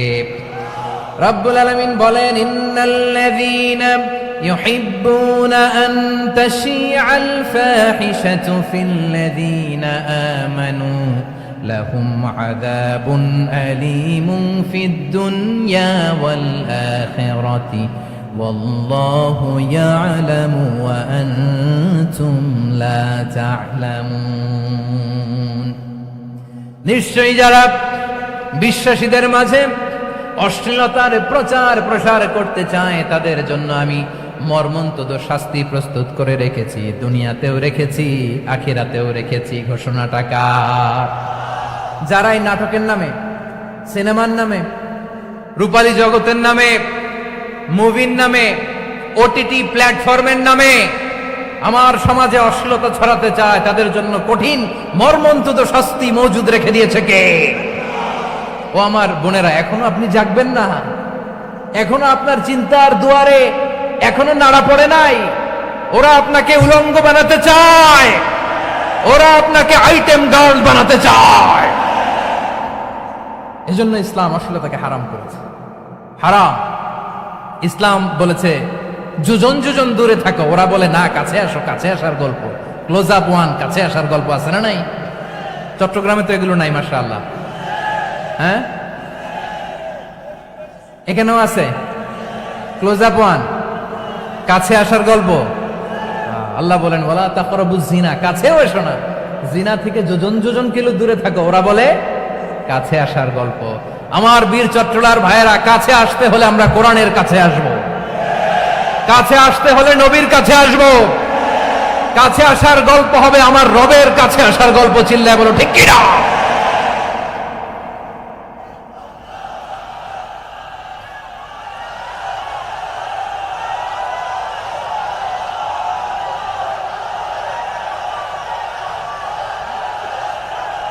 বসুন বসুন আমার ভাইয়েরা। তাহলে অশ্লীলতার সাথে আমাদের কোনো সম্পর্ক? সবাই বলতে পারেননি, আওয়াজ করে বলুন, অশ্লীলতার সাথে আমাদের কোনো সম্পর্ক? আমরা এই সমস্ত ক্লোজ আপ ওয়ান, কাছে আসার গল্পের প্রোগ্রামে যাব?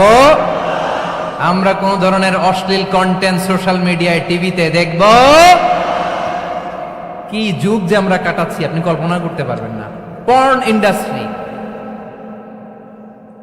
নারী পুরুষের বস্ত্রহীন যুগল দৃশ্য, এটাকে দিয়ে ওরা কোটি ডলারের ইন্ডাস্ট্রি বানিয়েছে।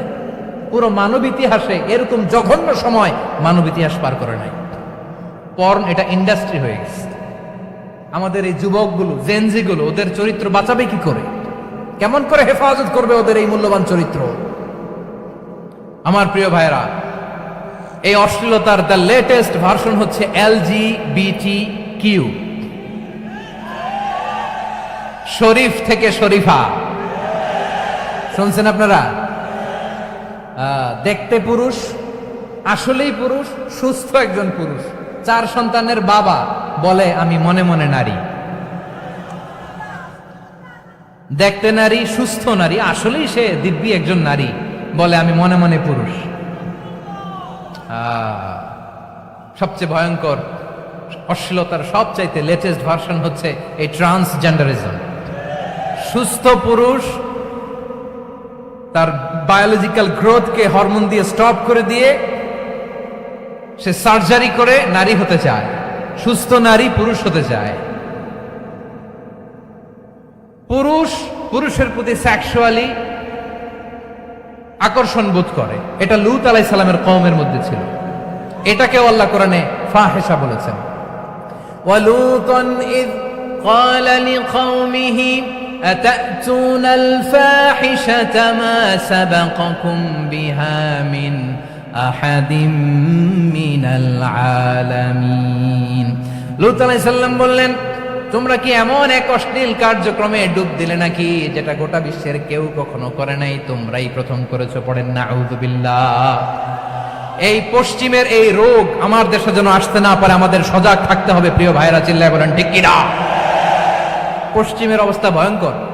পাশ্চাত্যে আমি যুক্তরাষ্ট্রে ছিলাম অনেকদিন, কয়েক মাস, বিভিন্ন স্টেটে ঘুরেছি। গার্ডিয়ানরা উদ্বিগ্ন, ছেলে মেয়েদেরকে, ছোট্ট ছেলে মেয়ে, ওদেরকে জিজ্ঞেস করে, তুমি how do you feel right now inside yourself? তুমি ভিতরে ভিতরে কেমন ফিল করো? তোমার কি ছেলে ছেলে লাগে না মেয়ে মেয়ে লাগে? আচ্ছা বলেন, এই ছোট্ট বাচ্চাটাও কি এগুলো জেন্ডার অ্যাসাইনমেন্ট বলতে এগুলো কিছু বুঝে? এইভাবে মিসগাইড করা হচ্ছে। কৌতূহল বশত ছোট্ট ছেলে যদি বলে আমার তো মেয়ে মেয়ে লাগে, তখন বলে যে না তুমি মেয়ে, ছেলে না। মা বাবা বাধা দিলে ওকে আলাদা গভর্নমেন্ট হাউসে নিয়ে যায়। ভয়ঙ্করতম অবস্থা। আমরা একটা সময়ে শুনতাম যে হুজুর আমার ছেলেটা খুব ভালো, হাফেজে কোরআন, আল্লাহওয়ালা, হুজুর আমার ছেলে দাড়ি রাখছে, আল্লাহওয়ালা। হুজুর আমার ছেলে 5 ওয়াক্ত সালাত জামাতের সাথে পড়ে, তার মানে আল্লাহওয়ালা। পশ্চিমে যে আমি কি শুনছি জানেন? ওরা বলে হুজুর আমার ছেলেটা ইউনিভার্সিটির একটা মেয়ের সাথে প্রেম করে, ও খুব আল্লাহওয়ালা, হুজুর দোয়া করবেন। এর কারণ ওদের কাছে আল্লাহওয়ালার ক্রাইটেরিয়া হচ্ছে হুজুর আমার ছেলেটা আরেক ছেলের পছন্দ করে নাই, আমার মেয়েটা আরেক মেয়েকে ভালোবাসে নাই, এজন্য আমার ছেলেটা আল্লাহওয়ালা, হুজুর ওর জন্য একটু দোয়া করে দিয়েন। কি চ্যালেঞ্জ ওরা ফেস করতেছে। ওনার ছেলে যে আরেক ছেলেরে বিয়ে করবে না, এটাতেই উনি খুশি যে আলহামদুলিল্লাহ আমার ছেলেটা একটা মেয়েরে ভালোবাসে, আমার মেয়েটা একটা ছেলেরে ভালোবাসে, মানে এটা খুব আল্লাহওয়ালা। নাউজুবিল্লাহ পড়তে পারলেন না? এজন্য অশ্লীলতার সাথে আমাদের কোনো সম্পর্ক। রাব্বুল আলামিন বলেন ওয়ায়ানহা আনিল ফাহশাই ওয়াল মুনকারি ওয়াল বাগি, তিনটা জিনিসকে আমি নিষিদ্ধ করলাম। এক নাম্বার হলো ফাহশা, অশ্লীলতা। 2 নম্বরে হলো মুনকার, সমস্ত মন্দ কাজ। আপনাদের মনোযোগ আছে না? শেষ করে দিব? আর 2-1 মিনিট শুনবেন? আচ্ছা বলি তাহলে, আর 2-1 মিনিট। তাহলে নিষেধাজ্ঞা জারি করেছেন 3টা জিনিসের উপর। 1 নাম্বার কি? ফাহশা, অশ্লীলতা। 2 নাম্বার মুনকার। মুনকার মানে হচ্ছে যত মন্দ কাজ, খারাপ কাজ, বাজে কাজ, এটার বলে মুনকার। এটার কি বলে? আপনারা পড়ছেন না তা'মুরুনা বিল মা'রুফি ওয়া তানহাউনা আনিল মুনকার। ভালো কাজের আদেশ, সৎ কাজের আদেশ, অসৎ কাজের নিষেধ। মুনকার, মুনকার হচ্ছে মানুষের স্বাভাবিক বিবেকবোধ যেটাকে খারাপ বলে, ওইটাই মুনকার। পৃথিবীর সব আসমানি গ্রন্থ যেটাকে খারাপ বলেছে, মানুষের স্বাভাবিক বিবেকবোধ যেটাকে খারাপ বলেছে, এগুলো সব মুনকার। যেমন ইফতিজিং, এটা কি ভালো না খারাপ? মজুদদারি, খাদ্যে ভেজাল দেওয়া, ওজনে কম দেওয়া, মাছে ফরমালিন মিশানো, চাঁদাবাজি, টেন্ডারবাজি, দখলবাজি, এগুলো আমাদের স্বাভাবিক বিবেকেই বলে এগুলো খারাপ, এগুলো হচ্ছে মুনকার। আল্লাহ তাআলা এই মুনকার থেকে আমাদেরকে বেঁচে থাকতে বলেন। আর শয়তান এই মুনকারের প্রতি আমাদেরকে উদ্বুদ্ধ করে। আল্লাহ তাআলা বললেন ইয়া আইয়ুহাল্লাযীনা আমানু লা তাত্তাবিউ খুতুওয়াতিশ শাইতান ফাইন ওয়া মান ইয়াত্তাবি' খুতুওয়াতিশ শাইতানি ফাইন্নাহু ইয়া'মুরু বিল ফাহশাই ওয়াল মুনকার। আল্লাহ বললেন আমার গোলামেরা শোনো শোনো, ও আমার বিশ্বাসী বান্দারা খবরদার, তোমরা কশিনকালেও শয়তানের পদাঙ্ক অনুসরণ করবে না, কারণ শয়তান তোমাদেরকে অশ্লীলতা এবং মন্দ কাজের দিকে উদ্বুদ্ধ করে। আমাদের কাজ হচ্ছে শয়তান আমাদেরকে যেদিকে নিতে চায় আমরা তার উল্টা দিকে যাব, ঠিক কিনা বলে? শয়তান এই মন্দ কাজকে আমাদের কাছে বিউটিফাই করে, চাকচিক্যময় করে আমাদের সামনে উপস্থাপন করে। এজন্য আল্লাহ বলেন মুনকারকে থামাতে হবে, মুনকার প্রতিরোধ করতে হবে। মুনকার প্রতিরোধের দায়িত্ব শুধু আমাদের নাকি? শুধু আপনার খতিব সাহেবের, ইমাম সাহেবের, নাকি মুসলিম উম্মার সবার? আওয়াজ করে বলুন, মুনকার অসৎ কাজ প্রতিরোধের দায়িত্ব কার? রাব্বুল আলামিন বলেন কুনতুম খায়রা উম্মাতিন উখরিজাত লিন-নাসি তা'মুরুনা বিল মা'রুফি ওয়া তানহাউনা আনিল মুনকার। তোমাদেরকে শ্রেষ্ঠ জাতি করে জমিনের মধ্যে আবির্ভূত করা হয়েছে, যাতে করে তোমরা জমিনের ভেতরে সৎ কাজের আদেশ করতে পারো আর অসৎ কাজের নিষেধ করতে পারো।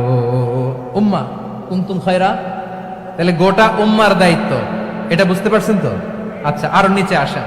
এরপরে আল্লাহ বললেন শুধু উম্মা না, এই জমিনের রাজত্ব আমি যাদের হাতে দেই, এই জমিনের মালিক আমি যাদেরকে বানিয়ে দেই, যাদেরকে আমি সরকারের দায়িত্ব দেই, তাদেরকেও মুনকার প্রতিরোধের দায়িত্ব দিয়েছে কে? আল্লাহ বলেন যারা ক্ষমতার মসনদে বসেছে তাদেরকে 4 দফা কর্মসূচি আমি আল্লাহ দিলাম। আওয়াজ করে বলেন কয় দফা? আল্লাহ বলেন আল্লাযীনা ইম্মাক্কান্নাহুম ফিল আরদি আকামুস সালাতা ওয়া আতাউয যাকাতা ওয়া আমারু বিল মা'রুফি ওয়া নাহাউ আনিল মুনকার ওয়ালিল্লাহি আকিবাতুল উমুর।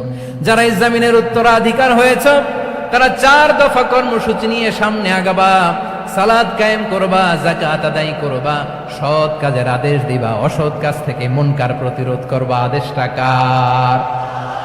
আমার প্রিয় চট্টলার ভাইরা, পুরো উম্মার দায়িত্ব মুনকার প্রতিরোধ করা, সরকার প্রধানের দায়িত্ব মুনকার প্রতিরোধ করা। এরপর আল্লাহ বলেন প্রতিটা ফ্যামিলির যিনি প্রধান সিইও বাবা, প্রত্যেক বাবারও দায়িত্ব এই মুনকার প্রতিরোধ করা। আওয়াজ করে বলেন ঠিক কিনা?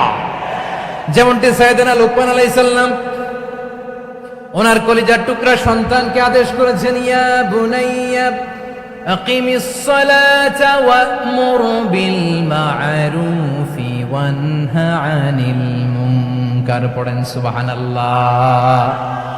বাবা ছেলেকে সবক দিচ্ছে। কে সবক দিচ্ছে? কাকে? লুকমান আলাইহিস সালাম ছেলেকে বলতেছে, ওরে আমার কলিজার টুকরা সন্তান, ওরে আমার বাছা, নামাজ কায়েম করবা, সৎ কাজের আদেশ দিবা, আর মুনকার প্রতিরোধ করবা, অসৎ কাজ, সমাজ থেকে খারাপ কাজকে ঝেঁটে বিদায় করে দিবা। তাহলে দেখেন আমি স্টেপ বাই স্টেপ নামলাম। পুরা উম্মার দায়িত্ব, জমিনের উত্তরাধিকারী আল্লাহ যাদেরকে বানিয়েছেন সরকার, তাদের দায়িত্ব, প্রতিটি ফ্যামিলির প্রধানের দায়িত্ব। এরপরে বিশ্বনবী বলেন সচেতন প্রতিটি মুসলিমের দায়িত্ব সমাজ থেকে মুনকারকে উৎখাত করা।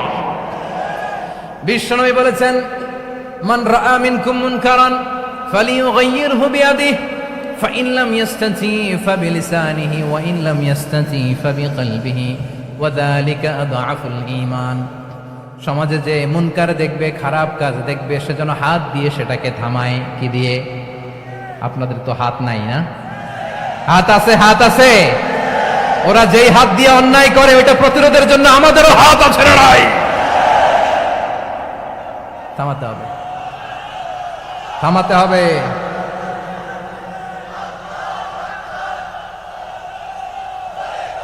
বসুন আমার প্রিয় ভাইয়েরা, ওরা ওদের যেই হাত দিয়ে টেন্ডারবাজি করে, চাঁদাবাজি করে, ইফটিজিং করে, দখলবাজি করে, যেই হাত দিয়ে, ওই মুনকার থামায় দেওয়ার জন্য আল্লাহর দেয়া আমাদেরও দুটি হাত আছে না নাই? আমাদেরও হাত আছে। থামাইতে হবে, থামাইতে হবে, হিম্মত করতে হবে। আমার প্রিয় ভাইরা, না থামালে আমরাই ডুববো শেষমেশ। আমাদের বাঁচার জন্য হলেও থামাইতে হবে। রব্বুল আলামিন বলেন, ওয়াত্তাকু ফিতনাতাল লা তুসিবান্নাল্লাযীনা যালামু মিনকুম খাসসা। ও আমার গোলামেরা, ওই আযাবকে ভয় করো যে আযাব যখন আমি জমিনের বুকে পাঠাই শুধু জালেমদেরকেই মারি না, আলেমদেরকেও মারি। আযাব যখন আসে তখন শুধু জালিমই মরে না, আলেমও মরে। জানেন, মুসা আলাইহিস সালামের পায়ে একবার একটা লাল পোকা কামড় দিয়েছে, লাল পিঁপড়া। লাল পিঁপড়া কামড় দিলে খুব আরাম লাগে না? কি লাগে? হ্যাঁ, জলে না? লাল একটা পিঁপড়া কামড় দিছে, তো উনি রেগে মেগে পাশি দেখে লাল পিঁপড়ার বাসা, পা দিয়ে ডলে মুছে সবগুলো পিঁপড়া মেরে ফেলছে। এই ঘটনাটা আল্লাহ ঘটিয়েছেন এজন্য। মুসা আলাইহিস সালাম ছিলেন কালিমুল্লাহ, সরাসরি আল্লাহর সাথে কথা বলতেন। তিনি আল্লাহকে জিজ্ঞেস করেছিলেন, আল্লাহ তুমি যখন কোন জনপদে আযাব পাঠাও, শাস্তি দাও, ওখানকার শুধু জালেমরাই তো মরে না, ভালো মানুষগুলাও মরে, তো আযাব দিবা মুশরিকদের উপর দিবা, অবাধ্যদের উপর দিবা, ভালো মানুষগুলারে মারো কেন? আল্লাহ বললেন, মুসা তোমার যে কামড় দিছিল পায়ের মধ্যে পিঁপড়া, কয়টা পিঁপড়া? জোরে বলেন। একটা পিঁপড়া, সবগুলারে মারলা কেন? রেগে মেগে পুরো পিঁপড়ার বাসা ভেঙে মেসাকার করলা কেন? এই মুসা, আমি যখন অ্যাকশনে যাই, আমি যখন শাস্তি দেই, তখন এত বাস বিচার করা হয় না, বাস বিচার করা যায় না। যখন অ্যাকশনে যাওয়া হয় ওইটা ডাইরেক্ট অ্যাকশন হয়ে যায়। চিল্লায় আপনার ঠিক কিনা? এজন্য আমাদের বাঁচার জন্য হলে ওই পাপ থামাতে হবে, এই শয়তানের অট্টহাসি থামাতে হবে, অন্যায় অপরাধ সমাজ থেকে আমাদের থামাতে হবে। কারণ আযাব আসলে ওরাও মরবে, আমরাও মরব। একটা জাহাজ 2 তলা, আপনি আছেন 2য় তলায়। শুনতেছেন? শুনতেছেন? জাহাজ কয় তলা? আপনি কোন তলায়? 2য় তলায়। নিচের তলার কিছু লোক জাহাজের তলা ছিদ্র করতে আরম্ভ করছে। কি ছিদ্র করতেছে? আচ্ছা, জাহাজের তলা ছিদ্র করলে তলা দিয়ে কি ঢুকে? এখন আপনি যদি বলেন আমার কি, আমি তো 2 তলায়, আমার কি, আমি তো সেফ, আমি তো সেফ জোন, আমি তো ভালো আছি, আমি তো ভালো আছি, ওরা ছিদ্র করে ওরা মরবে। আসলে কি শুধু ওরা মরবে, নাকি তলা ফুটো হলে ভিতরে পানি ঢুকলে আপনার শরীর সমাধি হবে?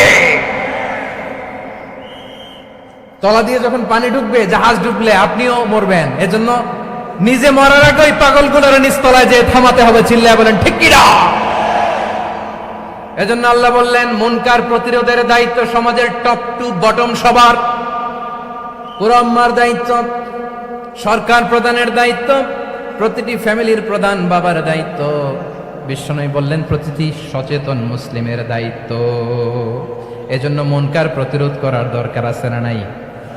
সমাজে এই যে ইফটিজিং হয়, আপনার বোনের বয়সী একটা মেয়েকে কিছু বকাটে টিটকারি করে, এই বলে সেই বলে, নোংরা কথা বলে, রাস্তায় দেখেও আপনি পাশ দিয়ে না দেখার মতো চলে যান কেন? আপনি দাঁড়ান না কেন? আপনি দাঁড়ালেই তো থেমে যাবে, কারণ সত্যের যে শক্তি তার সামনে মিথ্যা মুখ থুবড়ে পড়ে। আপনার সামনেও কিছুই না, নাথিং। আপনি দাঁড়ান, ওকে প্রশ্ন করেন যে আমার বোনকে তুমি ডিস্টার্ব করো কেন? আপনাকে দেখে আরো 5 জন দাঁড়াবে, 5 জনকে দেখে আরো 10 জন দাঁড়াবে। আমাদের নীরবতা আর আমাদের নিশ্চুপ থাকাই জালিমদেরকে আরো শক্তিশালী জালিম বানিয়েছে। এজন্য মুনকার প্রতিরোধের দায়িত্ব আমাদের সবার। টেন্ডারবাজি, চাঁদাবাজি, দুর্নীতি, অপরাধ, দখলদারিত্ব, মজুদদারি, এগুলো সব কিছু একসাথে প্রতিরোধ করতে হবে, ঠিক কিনা বলেন? একটা মানবিক সমাজ যদি চাই, প্রতিরোধ করতে হবে। প্রিয় ভাইয়েরা, আল্লাহর শপথ নিয়ে বলি, এই নাসিহাতগুলো সবার জন্য, সব দলের জন্য, সব মতের মানুষের জন্য। আমরা কোনো দলের প্রতি মানুষকে ডাকি না, আমরা ডাকি ইসলামের দিকে। সব দলের, সব মতের, সব মানুষদেরকে আমরা আহ্বান জানাই, আসুন আমরা একটা সুন্দর সমাজ বিনির্মাণ করি। এই যে নতুন বাংলাদেশের এক সুযোগ এসেছে, আর জীবনে হয়তো আসবে না, সামনের 100 বছরে এই সময় আসবে না। আসুন দেশটাকে আমরা সাজাই, আসুন আমরা দুর্নীতি বন্ধ করি, আসুন আমরা চাঁদাবাজি বন্ধ করি, আসুন আমরা দখলদারিত্ব বন্ধ করি, আসুন আমরা এক দল আরেক দলকে নিশ্চিহ্ন করার যে রাজনীতি, এটা বন্ধ করি। সব দলের প্রতি আমার আহ্বান। আমি কিছুদিন আগে একটা নিউজ দেখলাম, ওই যে লন্ডনে বসে জনাব তারেক রহমান সাহেবকে আমি ধন্যবাদ দিতে চাই। উনি সংবাদ শোনা মাত্রই ওনার দলের অনেক চাঁদাবাজকে উনি বহিষ্কার করেছে। I do appreciate. প্রতিটি দলের এরকম ইনিশিয়েটিভ নেওয়ার দরকার আছে না নাই? যে কোনো দলে এই প্র্যাকটিসটা থাকার দরকার আছে না নাই? চাঁদাবাজদের সাথে আপনারা নিজেদেরকে মুক্ত ঘোষণা করবেন যে এরা আমার দলের কর্মী হতে পারে না। আমরা চাঁদাবাজ মুক্ত বাংলাদেশ চাই, জুলুম মুক্ত বাংলাদেশ চাই, ফ্যাসিজম মুক্ত বাংলাদেশ চাই, গুণ খুন খারাপি মুক্ত বাংলাদেশ চাই। আমরা নতুন ভোরের বাংলাদেশ চাই। ওই বাংলাদেশ পাওয়ার জন্য মুনকার প্রতিরোধে, অন্যায় প্রতিরোধে যদি বাঘের বাচ্চার মতো, আবু সাইদের মতো 2 হাত উঁচু করে, বুককে টান টান করে প্রসারিত করে দাঁড়াতে হয়, রাজি আছে মুসলমান? কারা কারা রাজি? আল্লাহকে হাত দেখিয়ে প্রতিজ্ঞা করো।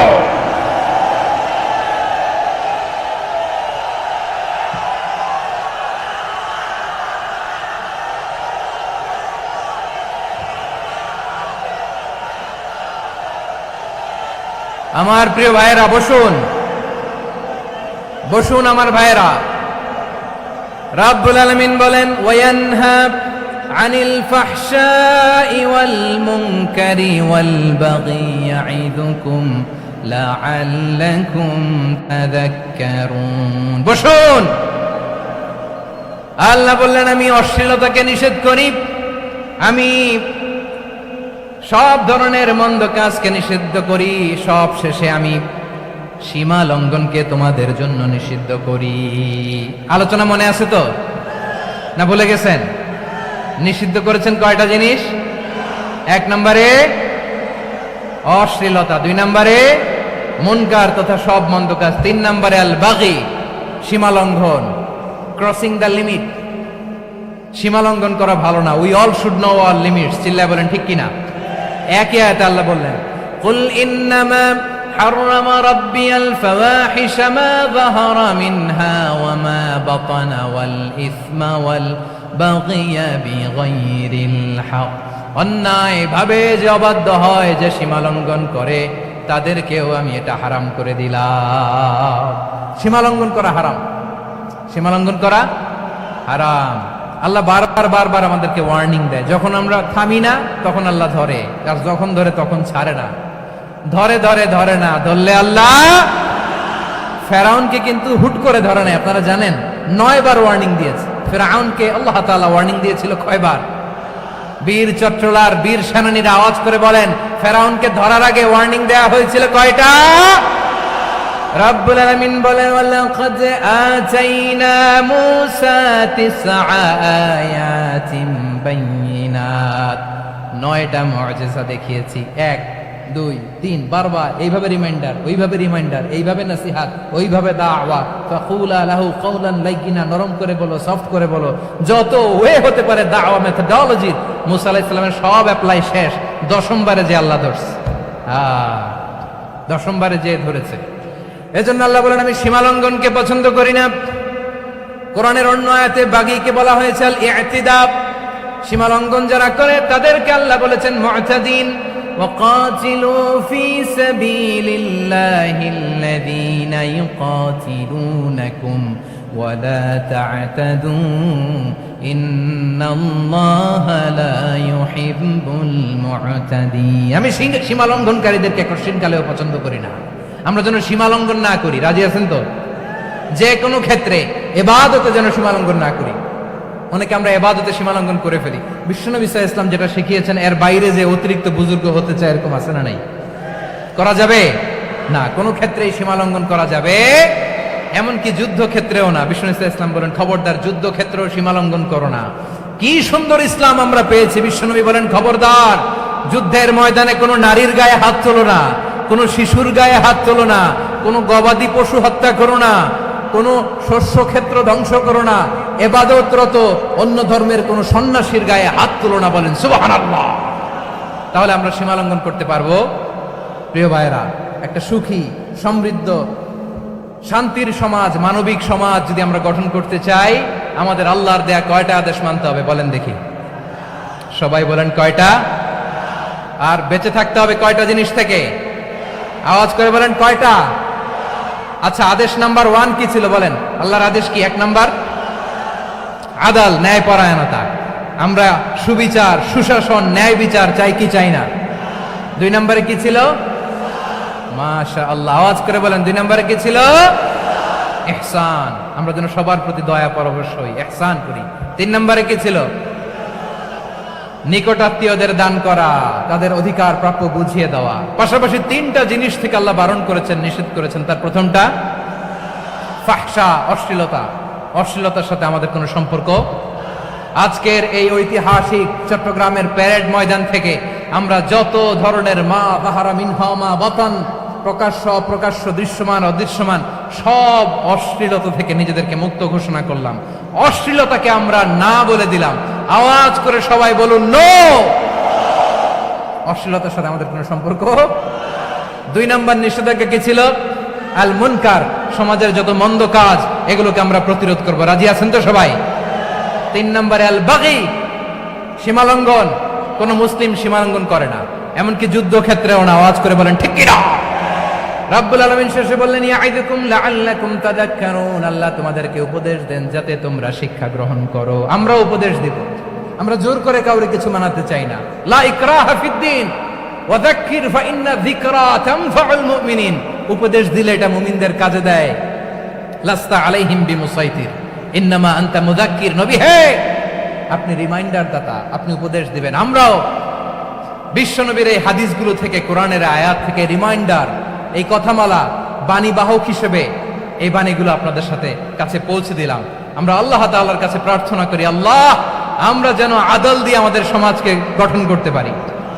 আল্লাহ আমরা যেন ইহসান করতে পারি, আমরা যেন নিকটাত্মীয়দের দান করতে পারি। আল্লাহ যত ধরনের অশ্লীলতা, অনাচার, মন্দ কাজ, সীমালঙ্ঘন, অবাধ্যতা থেকে যেন আমরা বেঁচে থাকতে পারি। আল্লাহ তাআলা আমাদের সবাইকে কথাগুলো বোঝার ও আমল করার তৌফিক দান করুক। হাযা মা ইনদি ওয়াল ইলমু ইনদাল্লাহ আলাইহি তাওয়াক্কালতু ওয়া ইলাইহি উনীব। প্রিয় ভাইরা, আমি আপনাদের সবার জন্য দোয়া করি, আপনারাও আমার জন্য দোয়া রাখবেন। আমাদের পাশেই আছেন আমাদের সকলের শ্রদ্ধাভাজন, আমাদের মুরব্বী আওলাদে রাসূল আনোয়ার হোসেন তাহের জাবির আল মাদানী হাফিজাহুল্লাহ ওয়া রাআ। সবাই বসুন। উঠবেন না, কেউ উঠবেন না। উঠলেন কেন? উঠলেন কেন? প্যারেড ময়দানের প্রোগ্রাম তো এরকম হইতে পারবে না। বসুন, এটা আল্লামা সাঈদীর স্মৃতি বিজড়িত মাহফিল। বসুন, বসুন, এই মাহফিলের আদব আছে। বসুন, বসুন, সুশৃঙ্খলভাবে আমরা আখির মোনাজাতে অংশগ্রহণ করব। আওলাদ রাসূল আমাদের পাশে আছেন, হুজুর আমাদের সবাইকে নিয়ে প্রাণ ভরে দোয়া করবেন। আপনাদের সবার কাছে আমি দোয়া চাই, আপনাদের সবার জন্য দোয়া করি। আল্লাহ তাআলা আপনাদের সবাইকে ভালো রাখুন, সুস্থ রাখুন, নিরাপদে রাখুন। সুবহানাকাল্লাহুম্মা ওয়া বিহামদিকা আশহাদু আল্লা ইলাহা ইল্লা আনতা আস্তাগফিরুকা ওয়া আতুবু ইলাইক। আবারও হয়তো দেখা হয়ে যাবে অন্য কোনো তাফসীরুল কোরআনের ময়দানে। আসসালামু আলাইকুম ওয়া রাহমাতুল্লাহি তাআলা ওয়া বারাকাতুহু।